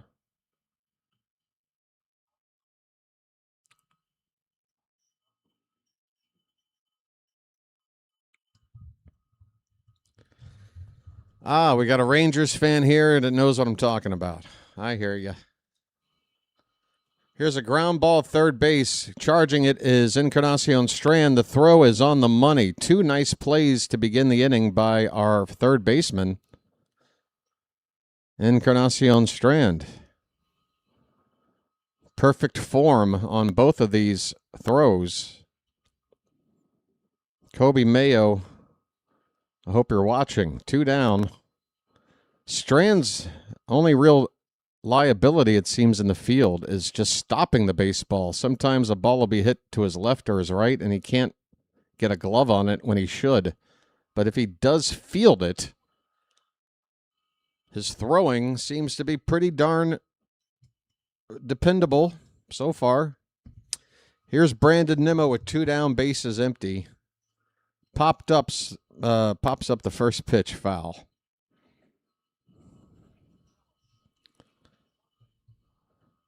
Yep, bad pickoff move.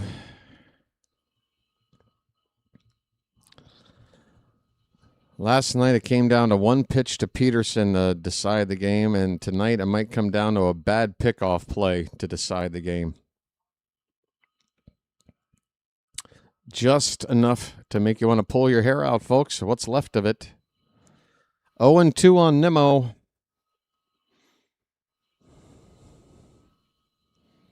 The pitch, fouled straight back.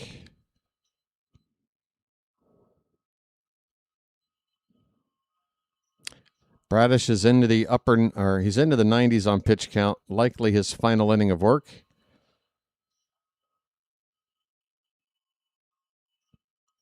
If he does allow Nimmo to reach, Albie might keep him out there for one more batter, the right-handed Duran, but I don't think he'll go any farther than that. Pitch outside, 1-2 on Nimmo.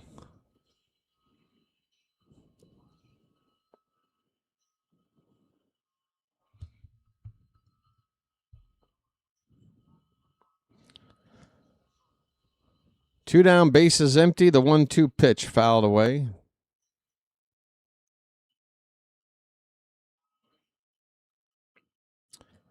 All right, Bradish, time to empty the tank, my man. Orioles did not have to go to their bullpen at all last night, despite losing. Here's the pitch. That one bounces away, and the count is 2-2.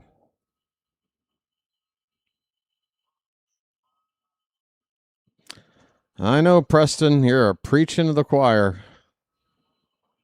Why Alonso has been told to be the number 2 man for what, 2 weeks now? I don't get. Pretty much since Sammy went down, that's been the move.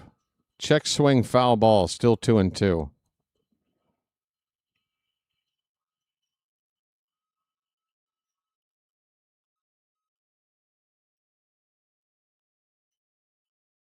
And again, I'll ask the question, since we've moved Alonso to that spot, what good has it done the offense?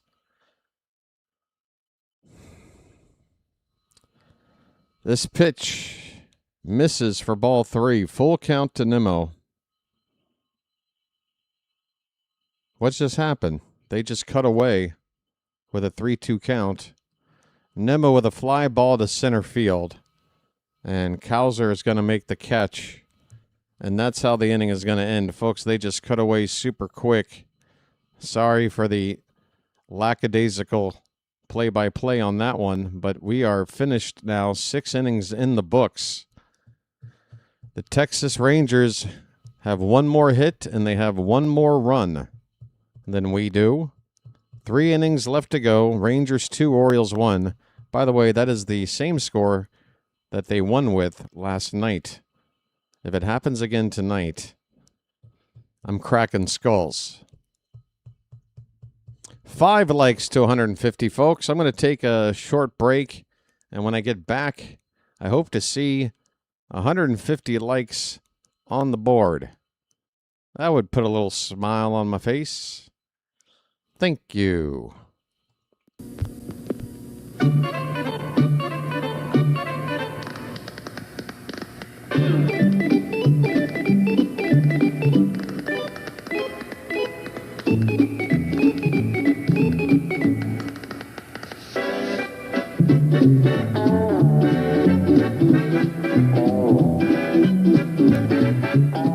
He met a strange friend in the Chesapeake. Where you from?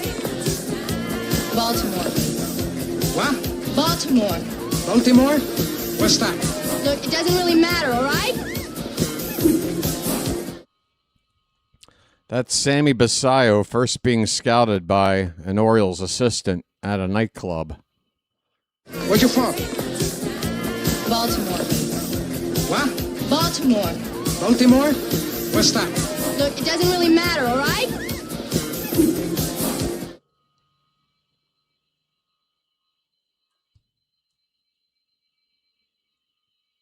Ante up and kick in like men. Like men! Ante up and kick in like men. Like men!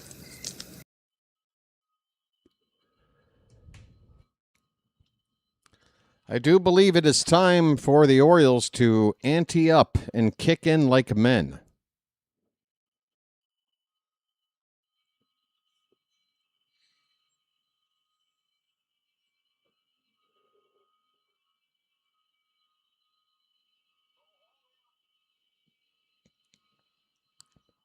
Here we go on an 0-1 pitch, and sorry again for a crappy call, folks. Leody Taveras has made a quick out here with a fly ball to right. Gray still on the mound. There is 1 away. Taveras 0 for 3. Flying out to center field. The batter, Encarnacion Strand, he's got a hit. Takes outside for ball 1. I'll be back on camera in a minute, folks. Just trying to wipe away all the tears. This pitch is fouled back. 1 ball, 1 strike.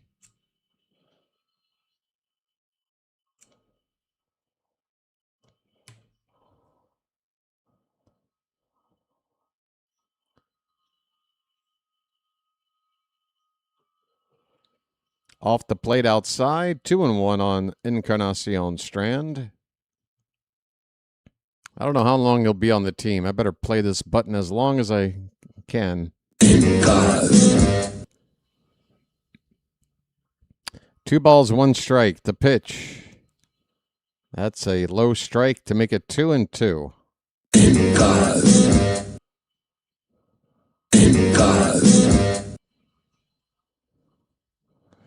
Yeah, it's definitely not Gary Newman. I would love to have the original. This is like karaoke night somewhere in like Glen Burnie or something.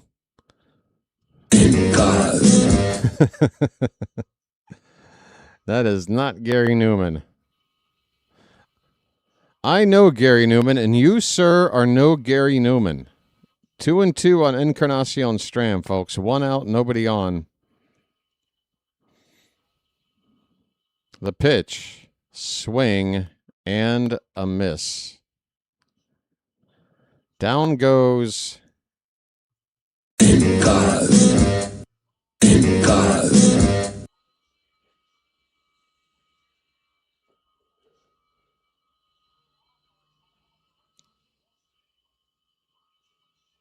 I'm told it's the only way to live, folks.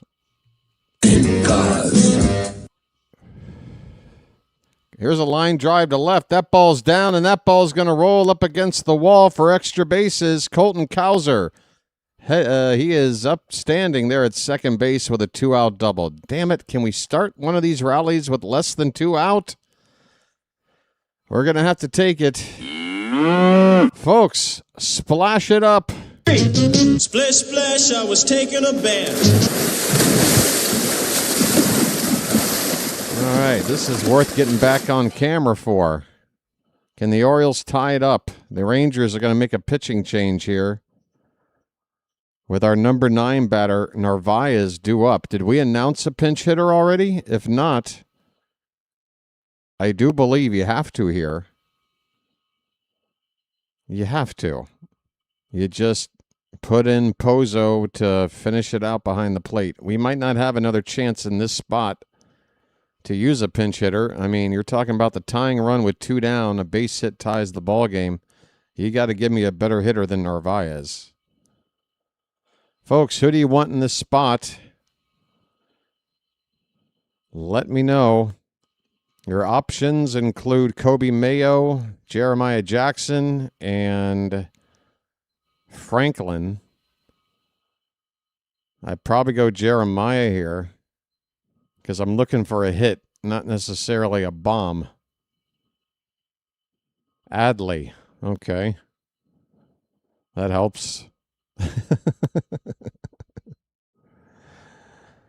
Mayo says PJ.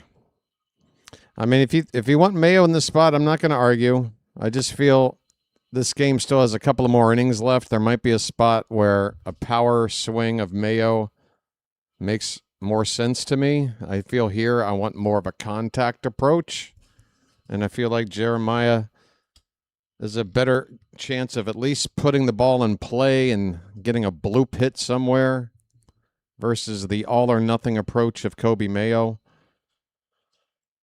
But if you want Mayo, I'm not going to argue at this point. I think we can all agree Franklin, not the option here. If anything, if the Rangers bring out a lefty, you might want Franklin for a guy like Taveras, because Taveras cannot hit lefties. Folks, who's the pitcher? It's going to be Chase Silseth, a right-hander,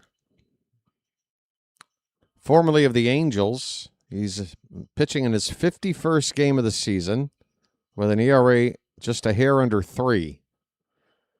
First pitch is a strike. And it's Carlos Narvaez hitting for himself. He's 0 for 2 with a pair of strikeouts. Okay. Honestly, what are we doing? Narvaez fouls it away, and it's quickly 0-2. Albie, dude, I don't know if you've noticed, but scoring opportunities have been kind of hard to come by. You really want the 4th worst batting average in baseball this season in terms of guys with enough at-bats to qualify? You want him in this spot. Okay.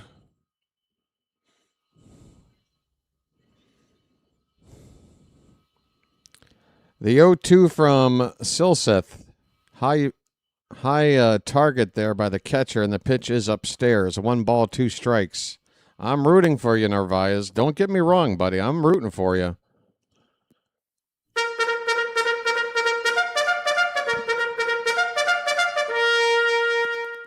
One and 2 the count. Runner at second, 2 down. Catcher setting up outside, and the pitch breaks away. Narvaez, a catcher himself. Hopefully he's looking out of the corner of his eye there. And that's going to help him lay off that pitch. Count even up at 2-2. Oh, sorry, I just sniffed right into the microphone. 2 balls, 2 strikes, 2 outs. The pitch. Hit in the air, foul behind the plate. We will do it again. Come on, folks.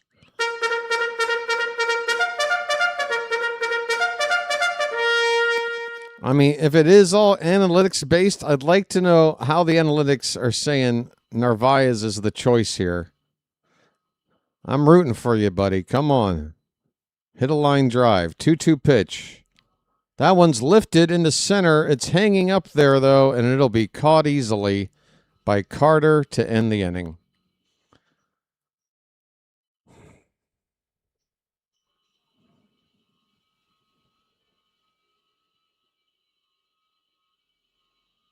How do you not pinch hit there? Is he thinking, well, it only makes sense if I had a lefty bat option? No, it makes sense if it's a righty that has proven to come in. Have you noticed our pinch hitting numbers? It's one of the few categories we excel in. We've done rather well pinch hitting this season. And guys like Jeremiah Jackson, we seem to get the best out of him in those situations. But you felt Narvaez. Okay, whose turn might not even come up again, by the way. Whose turn might not even come up again. Yeah, we got Pozo. We got a number 2 catcher. That's who would come in to finish it out behind the plate. Now, is that a bit of a drop in defense? Sure. But we need a run. I can't deal with this. I cannot deal with this. I cannot deal with this. Folks, we've reached the 7th inning stretch. It's time to throw some cakes on the griddle. Thank God I'm a country boy. Thank God I'm a country boy. Thank God I'm a country boy. Thank God I'm a country boy. Thank God I'm a country boy. Thank God I'm a country boy. Thank God I'm a country boy. Yep.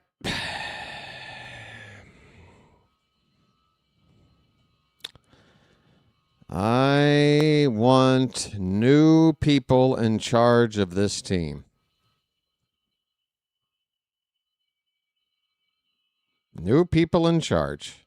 It's the only way to fix some of the fundamental issues of the players that we have manicured through our own farm.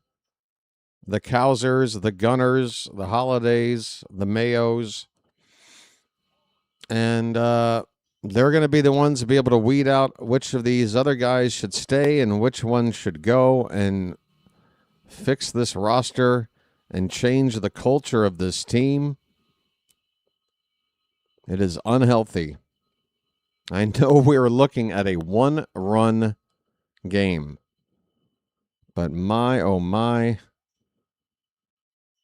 I guess I'm still just stuck in last night's result mode. Seeing Shane Baz get that loss really pissed me off. This offense, these position players. Save for Alonso.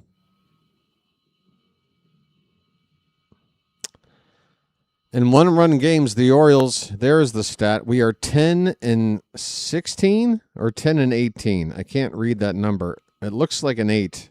Whatever it is the 28th best record in 1-run games. Meanwhile, the Rangers have the best record in baseball in 1-run games. By the way, it's a 1-run game. Rico Garcia is on the pitch, folks.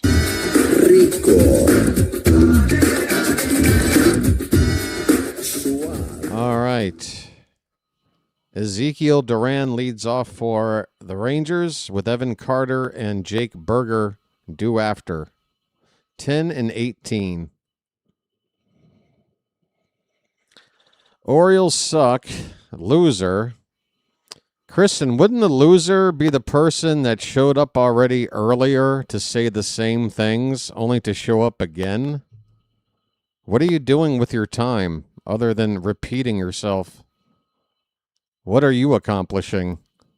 Is this an example of being a winner, Kristen? Why don't you grace us more with your presence and teach the rest of us here what it's like to be a winner? What's the recipe, Kristen? Please, educate us. Here's a called strike 3 to Duran. Garcia with the strikeout.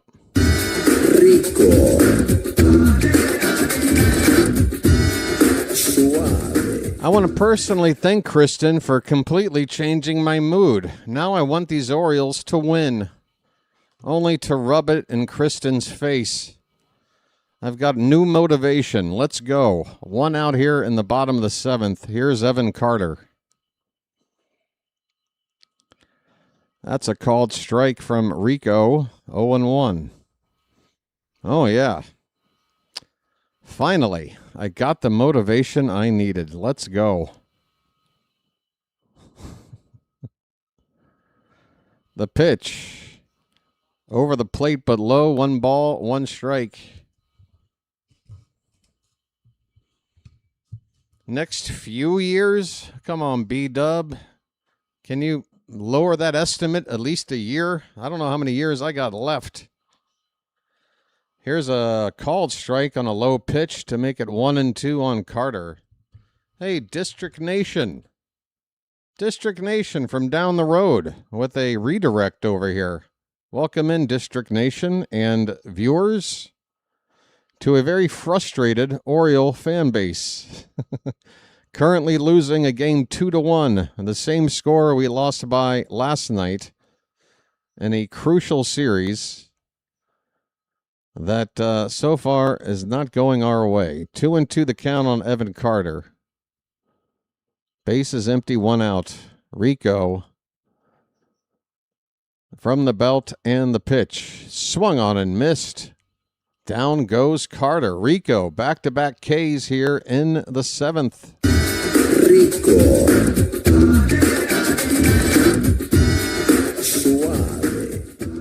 Hey, appreciate that, District Nation. First time I've seen you over here on the channel. It's nice to be properly introduced.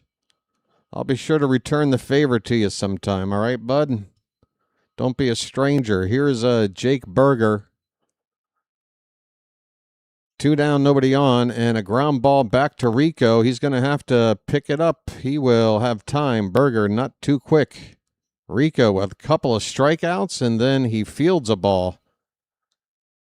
The rest of the team, save for Alonso and Narvaez, could have just sat in the dugout for this inning. Rico getting the job done nearly by himself. We go to the 8th, folks. It's 2-1 Rangers. Let's see. Had to redirect across the Beltway. I like to say the Parkway, the BW Parkway. Folks, a parkway so lovely, they named it after me. Yeah, folks, check out District Nation's channel if you haven't already. He covers the Nationals right down the road. And me being from PG County, I do have the authority to claim dual citizenship between the two cities. But when it comes to baseball and people and culture and vibes and lots of, I kind of prefer Baltimore, folks. I like DC too, though. I do. Not a big fan of the ballpark, though. It's a pretty sterile, vibeless ballpark. Actually preferred games at RFK Stadium for those years while I was living there. Cheap seats, easy to smuggle in beer. That's right, I'm that old, man. I was born before roads were built. Folks, Welcome in, and you District Nation folks. How about you subscribe to the channel while you're over here, and I'm sure District would be happy if you did, because we'll try to return the favor his way as soon as we can. Yo, I ain't understand shit about baseball, but I got money on the Rangers. Anyone can tell me if they gonna win? Yes, Felix, someone can tell you. I'm so happy to answer your question. Please, enjoy the rest of your night. All right, folks, Gunnar Henderson has made one out on one pitch. He just fouled out to third base. Thanks, Gunnar. 0 for 4 tonight, now down to 215. Here's Alonso. First pitch is a strike. It's Chase Silseth still out there on the mound for the Rangers after getting the final out in the 7th. Ken reppin' PG County. What's up, Ken? Pitch outside, 1 ball and 1 strike. Alonso has been hitless so far in the series. I really need him to come up with a bomb here, tie things up. Swing and a miss. He went chasing outside to make it 1 ball, 2 strikes. Who is Kristen? Oh, I don't know. I don't really care to know either. Pete with a count of ball and 2 strikes. Who was Kristen? Okay, Joanne, I can kind of tell by you asking that twice and never having spoken before now that you're a troublemaker. Have a good rest of your night. Or maybe you were brought over here by District Nation. That might be true. But I'm sorry. That's a double red flag. It happens. Alonso to left center. That ball's deep. That ball's off the base of the wall. Pete hustling to second. The throw in is late. Alonso just missed tying it up. The ball is off the base of the wall. The Orioles have the tying run in scoring position. You didn't see him in your chat? Fantastic. My instincts prove correct again. Folks, we need a pinch runner for Alonso here, I think. Again, we got to tie this game. Oh, we are? Okay, Franklin is pinch running for Alonso. But I will say this. This is a more potentially dangerous move than pinch hitting for Narvaez in the last inning, which we didn't do. Because if Alonso's spot comes back around again, and it's Franklin instead of Alonso, we might be in trouble. But for now, folks, let's hope this move pays off. We got speed and scoring position, 1 down, and the batter at the plate has got 2 extra base hits already tonight. It's Jackson Holiday. Come on, Charm City.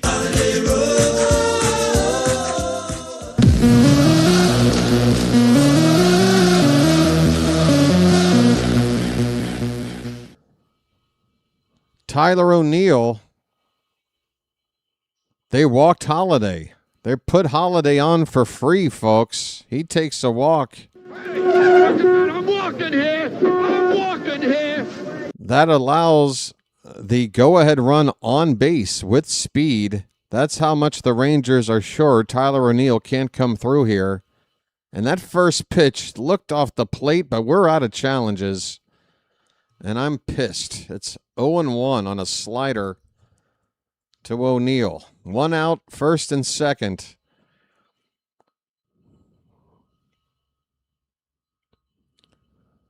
The 0-1 pitch. Off the plate away, 1-1. Come on, Charm City.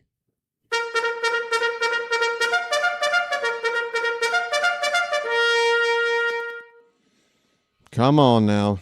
Franklin at second, Holiday at first. Silseth from the belt. The pitch. Another slider breaking away, a sweeper they call it. 2 balls, 1 strike.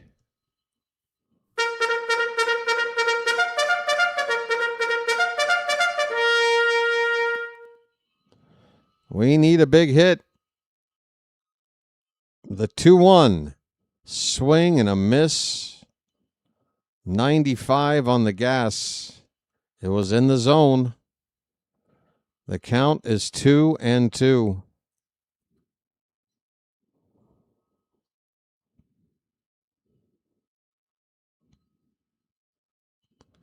The 2-2 from Silseth. Hit in the air, foul. A fastball, late swing to protect. 98 on the gun. Still 2-2, folks.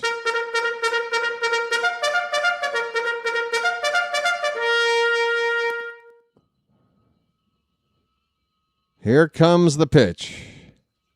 Up the middle, off the mound, and the second baseman has it. They go to second for 1, over to first. I can't fucking believe this. Double play ball, inning over. My goodness. Big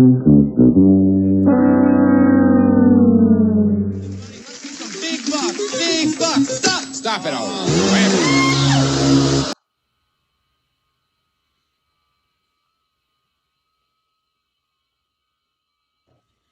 By the way, District, forgive my foul language.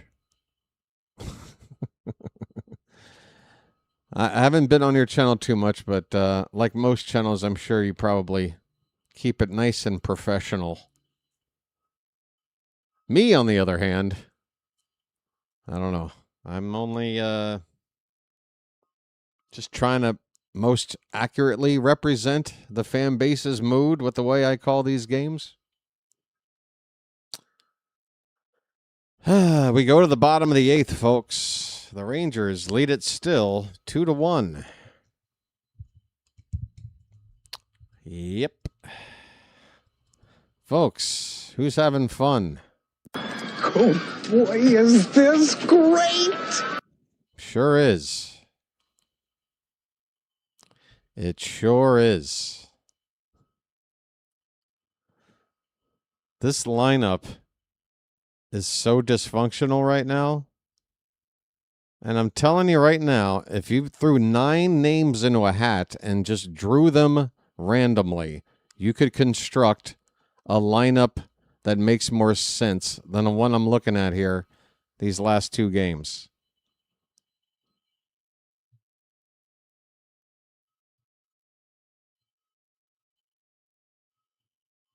Offense is already bad enough as it is, but you're going to add a just senseless lineup card on top of it and almost set yourself up for late inning disasters with the moves you got to make. Cowser's now out of the game. Mayo had pinch hit for Cowser and then what? Got walked? How is Mayo at first base right now? Oh, Mayo is at first and Cowser spot in the lineup. Alonso's gone. Franklin's in center field. Okay. Right.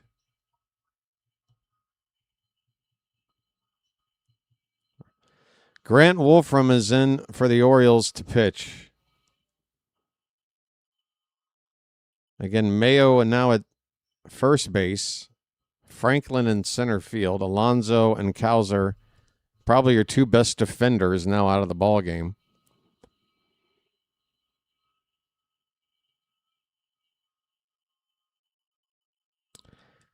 Wolfram will go to work against Austin Wynns, who's got 2 hits tonight. I'm going to go out on a limb and guess that it's his first multi-hit game of the season. It's a huge risk taking that guess, seeing as how he came in batting 101. It's 0-2 now.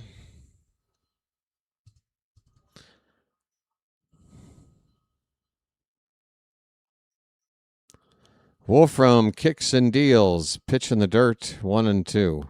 Curveball there.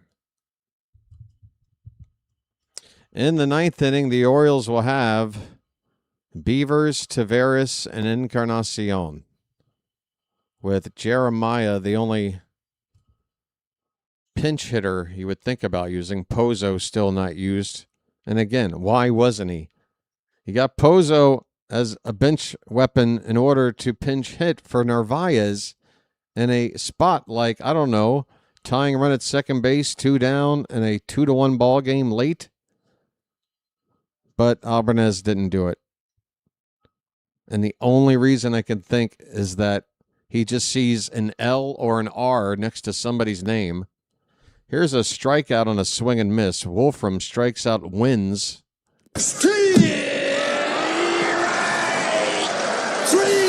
I think Albie saw his bench, saw nothing but right-handed hitters, and said, well, why pinch hit a righty for a righty? As if it were just that simple. Here's Nicky Lopez. 1 out, nobody on. 0 for 2. First pitch, strike on the outside edge from Wolfram. Just inept. Dysfunctional. Inept. And we've had really good pitching. That's what makes it really more difficult to swallow. You built a lineup, Mike Elias, trying to build this powerful offense. And in exchange for guys that have great averages with their hard hit percentage and exit velo, you traded that for guys that know how to fundamentally play this game. And what has the result been? It's certainly not a top offense in the league. But now we got one of the worst defenses to go with what is now a subpar offense. Well done, Mike. None of this you should be held accountable for, right? Called strike 3. Lopez strikes out.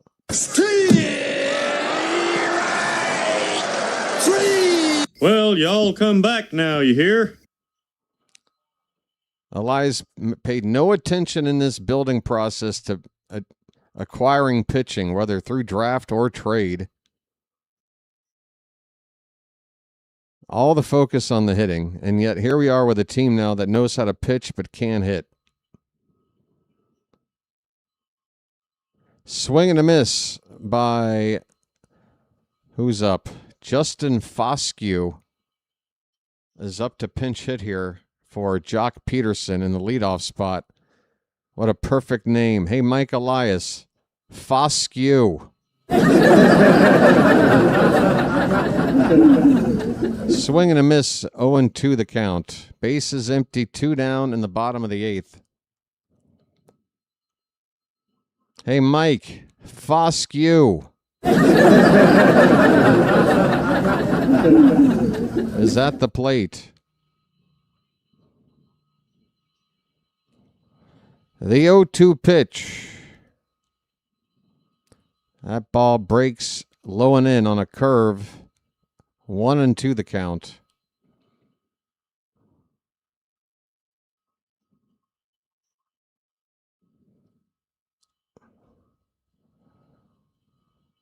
Hmm.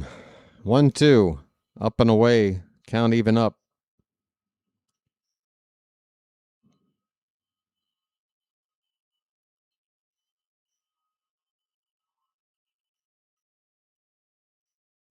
Two to 1 loss last night. 2-1 will be the score going into the 9th. Provided Wolfram can get one more strike here. That one not going to do it. Pitch in the dirt makes it 3-2 on, hey, Mike Elias. Foscue.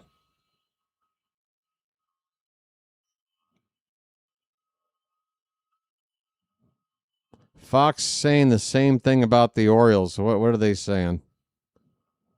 Pitch is high for ball 4. That's a 2-out walk to Foscue. And we'll bring up Wyatt Langford.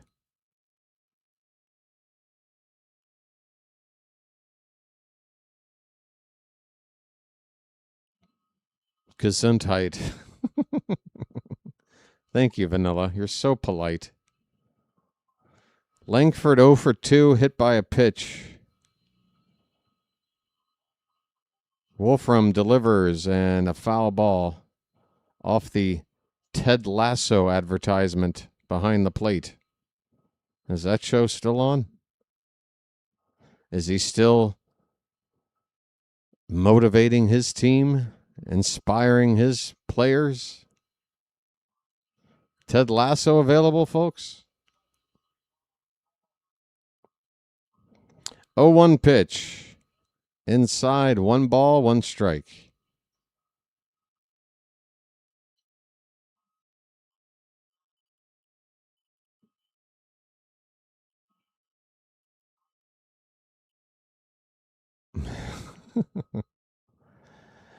Oh, boy. There's a called strike at the top of the zone. 1 more strike to end the inning here. 1-2 the count. Yeah, why not? I mean, Jason Sudeikis, he doesn't even have to pretend to be Ted Lasso. Just bring in Jason Sudeikis, former Saturday Night Live player. Does he know anything about the sport? I don't know. I don't care anymore.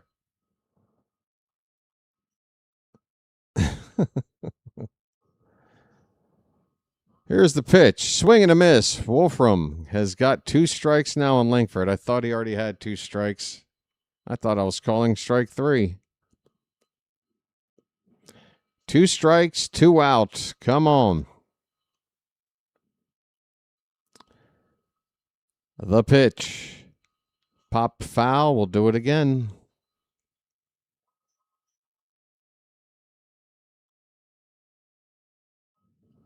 First inning solo homer for Holiday. Nothing since.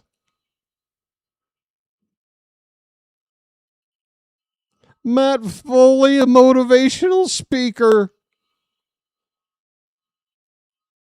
You're probably asking yourself right now, hey, Matt, how do I get back on the right track? Well, you'll probably be going to find that you'll be eating a steady diet of government cheese and living in a van down by the river. Here's a payoff pitch. That's ball 4. And is that back-to-back walks now with 2 down? Here comes Drew French. What's on your mind, Drew? You're going to come out there and just say, hey, buddy, sorry for the lack of run support. Go get him. Jacob Latz, the lefty who got the save last night, is up in the Ranger bullpen. Oh, you're welcome, Frank.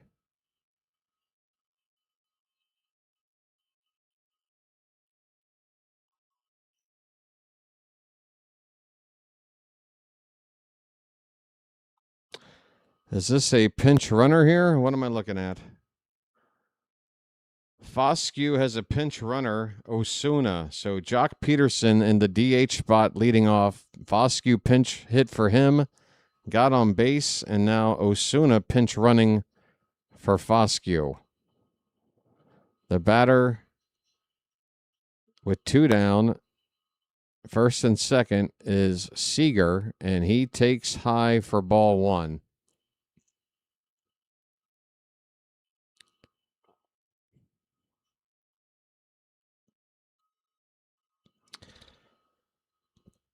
Tank wants to hire George Costanza.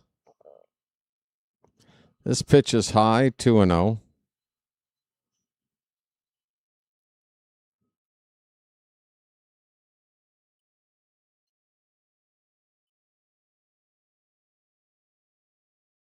(2-0) pitch. That ball's crushed to right. That ball is gone. 5-1.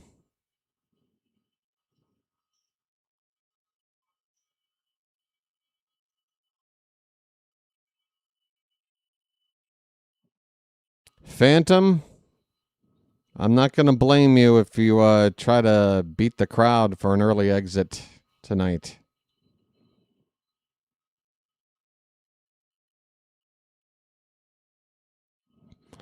The sub-200 hitting Corey Seager hits a 3-run bomb off of Wolfram, making a 1-run game a 4-run game here in the bottom of the 8th with 2 down in the 8th. Just a strike away from going into the 9th. Just 1 swing from tying it, and now we need a salami. Folks, I don't know how these games can play out any more torture-like than they have been. What is this? I've gone to the well with this reference too many times, but this feels like a Saw trap. Are they making a new Saw movie without my knowledge? The opening scene, an Orioles fan is locked in a room, forced to watch the Orioles play, and somehow has to survive without ripping out his own intestines? Is that the trap I'm in? I got to figure out a way to get out of this? Where's the little puppet on the tricycle? Can I at least get a cameo from him? I feel cheated. BW, I want to play a game. I want you to wake up at 3 o'clock in the morning every day, follow every piece of news on the Orioles, track everything going on, watch every game, call every pitch, experience all the pain. Folks, the inning's over. We're going to the 9th. It's 5-1 Rangers. Now we're having fun.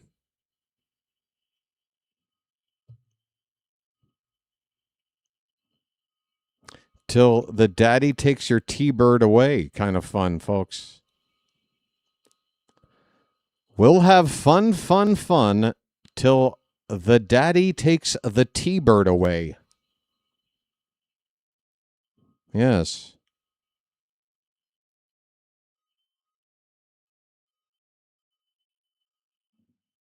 Can we? Is Chilo making the announcement for all of us? This is classic Chilo. Folks, Chilo is formally announcing to everybody else that the playoff run is no longer, it's over. It is now over, according to Chilo. Thank you, Chilo. We can now all adjust however we were feeling and just follow your lead. Okay.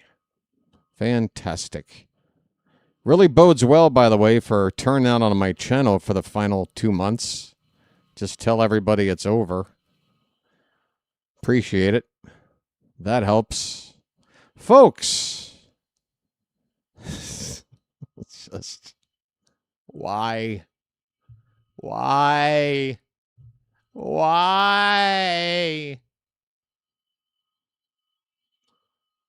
Yeah. Yep. Yep. Boom. Get a job. Folks, I don't know if some people can quite catch on what the subtle difference is between being critical of the team and announcing that we're going to lose this game or this season is over or statements of that ilk. What the difference is between going, boy, our defense is just not good. It almost feels like a result of just an organizational failure. We're not teaching these guys fundamental baseball, and the results are showing themselves on the field right now. That is criticism, right? Announcing to everybody here that everything's over now is just spreading your hopelessness to everybody else. And you've done it again. It's amazing. It's just never going to stop. Folks, Dylan Beavers is at the plate. The count on him is a ball and a strike. Cal Quantrill is on the mound for the Rangers, another righty. They used nothing but lefties out of the pen last night. Now they're using their righties. Hey, we got an odometer rollover. Beavers, line drive, but right to first base. Jake Berger catches a liner. That ball was hit hard. If it gets past Berger, it's into the corner for extra bases. Instead, it's a first out here in the ninth. 2 outs left to play with. Folks, thanks for those that have subscribed. And trust me, I cannot keep up this level of,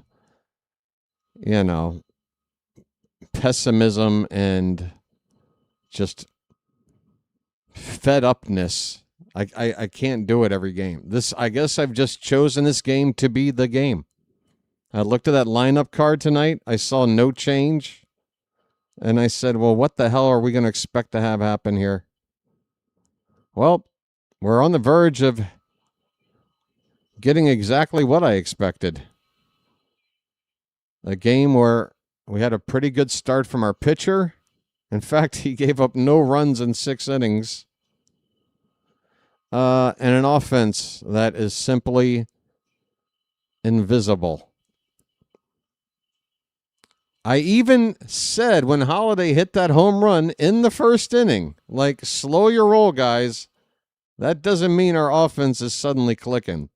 It's more of an indictment on the philosophy of this team's hitting approach. Yeah, you want to see one nice, pretty home run a night, a solo shot, and watch 9 innings of 1-run ball to get that one nice swing off in exchange for knowing how to hit on the regular? There's 2 down in the ninth, folks. I'm at the point now where I'm not even calling things right. Sorry. The batter is Encarnacion Strand. Taveras had made the previous second out. He's 0 for 4. Strand has a hit tonight. Orioles have 6. Same number of hits as the Rangers, yet we're down 4. Here's a ball hit toward right center. That ball will be caught by Nimmo, and this ball game is over.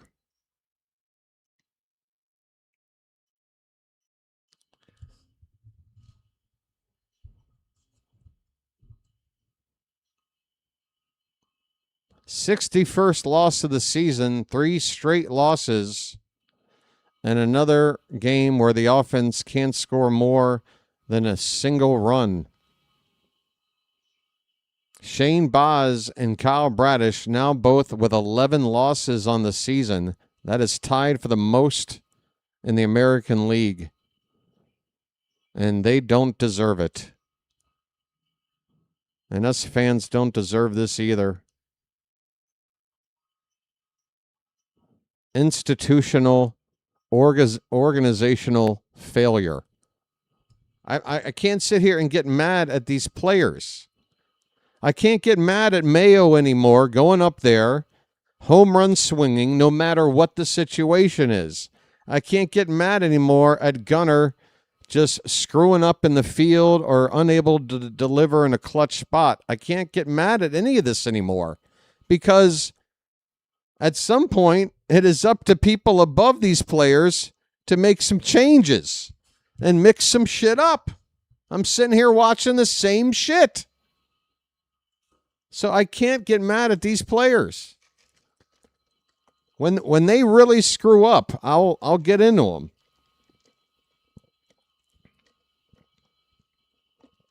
But this is not about this guy slumping or this guy, is struggling in day games or some shit. No, it is just the entire approach. The entire approach is awful. It is an awful product out there on the field. And Phantom, again, maybe you've already turned my voice off. Probably a good idea if you had. Phantom's out there in person tonight. He made the trip. He got to see Holiday hit a home run. He got to enjoy us have a lead there for 10 minutes or whatever it was. And I hope he enjoyed his time out there tonight. But I can't ignore. Not that I've been ignoring it until now, but the issues with this team now are just so in your face. It's just insulting. Like, who are we trying to kid here? You know what I saw in my preparation for this call tonight? I saw that earlier in this season, Pete Crow Armstrong, who is just having a fantastic season with the Cubs, plays a hell of a center field, and he's also killing it with the bat. Well, guess what? Earlier in the season, Crow Armstrong was struggling. You know what they did with him? They hit him 9th in the order. They moved their best hitter right now to bat 9th in the order. And you know what he did down there? He started to figure it out, and they then started to move him up, and then the rest is history. Why can't we do that? And I don't even want Gunnar to bat 9th. I don't think he's the worst hitter in the lineup. But I do think we would see instant results if he had him batting like 5th. Tonight you have Beavers batting 5th and Gunnar 1st. That should be flip-flopped immediately. That's an instant improvement to this lineup. Beavers has got 2 homers on the season, and you want him to back up the cleanup guy? And yet the cleanup guy isn't the cleanup guy. The cleanup guy is batting number 2. This lineup is so broken. And again, like, it wasn't like when the lineup was perfectly constructed, if ever it was, that we were, you know, in great shape. I get wanting to try to switch things up. But, I mean, it just feels like every time a spot came up tonight where we needed a certain kind of hitter up there, it wasn't the right guy. And I'll point again to that moment in, what was it, the top of the 7th, where you had 2 down, a runner at second, and Narvaez is up there trying to drive that run in with 2 down. Why didn't we pinch hit for him? We never used Jeremiah in this game, and we never used Pozo. That's the move. Jeremiah pinch hits, and then Pozo finishes up behind the plate. Those 2 guys never got used. And you could have had a better hitter up there in that spot than Narvaez, and they didn't do it. I called it out in the moment, and it still doesn't make sense to me now. What the hell are we doing? Great pitching. Great pitching. Bradish's ERA after 6 scoreless innings of unearned runs lowers his ERA down to 3.61. Rico had a scoreless inning with a couple of strikeouts, only took 9 pitches. Got to see kind of vintage Rico tonight. But then Wolfram did come in and crap the bed. But at that point, at that stage, we're talking about the bottom of the 8th inning. And we only had 1 run going into that inning. We should have had more. Just...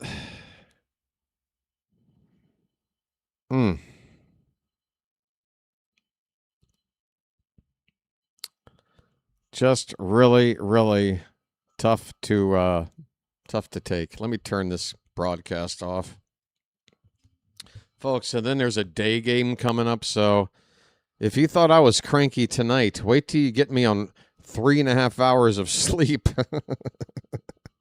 Oh, you're going to be in for a lot of fun tomorrow. No, folks, I will try to clean up my act tomorrow. I think this game played itself out precisely the way that my mood and my misgivings about the direction of this organization right now, I think what we saw tonight kind of justified my feelings. And I don't want to get down on this team. I don't want to shit on this team for the remaining 40-something games.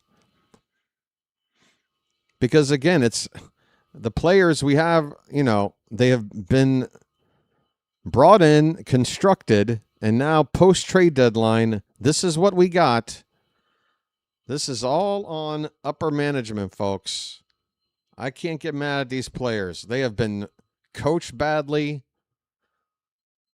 since the day they were drafted. I tell you what, something happened a couple of years ago. Something. And I think what it is that these analytics just finally, they went from somewhere in the early stages of like analytics being so valuable to, you know, the game. You know, it started to creep up, and at some point, right when we were good, there was a balance between like the old school method of managing games, teaching players what to do, plate approach and what have you, versus just analytics telling you what to do. At some point where we were good and our young players were developing, we crossed and breached a line somewhere, I believe, around that 2024 All-Star break, where it started to become too much of this and not enough of this. Are you folks following my my visual presentation here? I don't know how else to explain it, because I've seen bad managing. I've seen worse managers than Albanese. I'm not really impressed with Albanese's job so far. It's his rookie season. I want to give him a leash. But I've seen worse managers than this. But when it comes to, yeah, these players, we bring them up. It doesn't feel like that they're ready. Some of them we go out and sign, and they do nice for us. Well, what do? We turn around and we trade them away or whatever. Ramon Laureano 1 year, or I don't know. Again, Taylor Ward wasn't exactly impressing me, and that's why I was okay to move on from him. But I was assuming we'd maybe go pick up a righty bat in return. But the fact of the matter is, Ward was some sort of presence to help balance this lineup a little bit. And yeah, his lack of being able to make a pitcher work the count, draw walks, get on base, help keep the line moving, that aspect of this lineup is gone. There's just not enough guys to string rallies together. These guys are just up there swinging at every pitch like it's a 3-1 count, and it ain't working. I've never seen a team just make zero adjustment given a situation, whether it's the count or who's on base where and how many outs and what the best thing to do, try to go the other way or whatever. None of that. No. Sometimes you'll see it, but it's so seldom you wonder if it was even something that was intentionally done, you know, like hit the ball the other way, or if it just a happenstance, because it's so rare. Once in a while, those things just happen.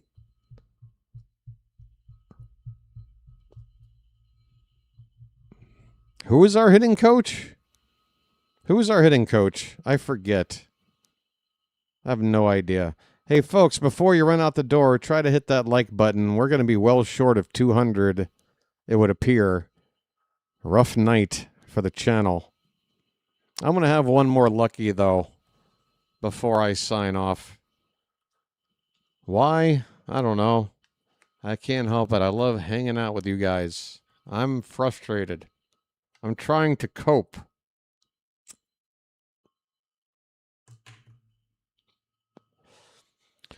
I'm just trying to cope, folks. Let's see. Can we get this a little bit smaller here? I don't need to be that large, do I? Let's bring it back over here. How you doing, everybody? Over here at Globe Life Field. I think Phantom was sitting somewhere about right here for the ball game. Unfortunately, Oriole hitters had only one ball get over the fence, and that was to right. The shed stadium. It does look like I'm in a giant Costco with sheets, with seats. What is this place? This place is not for baseball. This is a place for Comic-Cons. Folks, anything on your mind, guys? I know you've been putting in your comments. It's something I can't really read them all, or else I'd never be able to hold it together. You feel me? But if there's anything you want my opinion on, you can @mention me, or something you want to be sure to let me know about your opinion, you can always @mention me. I got about 3 minutes left here. I'm chilling. I'll be looking for a place to redirect you to in the meantime. See who else is streaming out here. It's still pretty early, a little after 10 o'clock East Coast time. Looks like JJ's doing Phillies and Blue Jays. And that game is, where is it? He does a long post-game show. It might be over. It's in the bottom. No, it is over. It went extra innings. And the Phillies lost in extras to Toronto 7-5. So not JJ. Let's see. Well, District Nation stopped by earlier. Are the Nats on? Oh, that's right. He redirected to me, so that would mean that game of his would have ended. Come on, BW, use your brain. What little of it left you might have. Who else? There's only 4 games on right now. One of them just started in Seattle. The others are quite late. Bottom of the 7th or later. I don't think I have anywhere to send you folks. Sorry for the... Wait a minute. Is Rising Rhino on doing football? Let me see.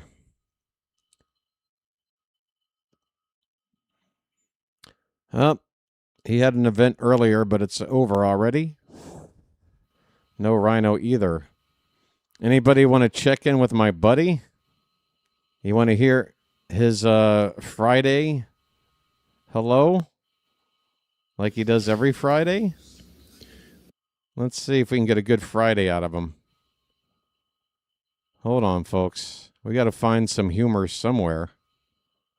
Give me a good Friday. Man, it's time to roll. Let's do this. Good. Is it time to roll? Is it time to do this? Good morning. And welcome one and all to the fabulous, fantastic football Friday edition. Oh, God. Of Snowman. Oh, God. Oh, it's so painful. Why? Why? And welcome one and all to the fabulous, fantastic football Friday edition. Do you have to do that? The face he makes to pull that word off. Friday edition. All right, folks. We have the finale of this one tomorrow. I know things are looking bleak. Things are looking bleak. And Chilo, if you're still out there, my friend, I can't help it, man. I can't help it.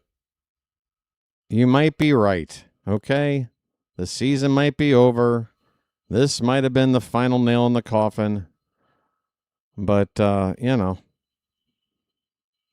that sort of leaves me with an existential crisis because, you see, I kind of have this thing where I'm calling every game, and there are 40-something to go.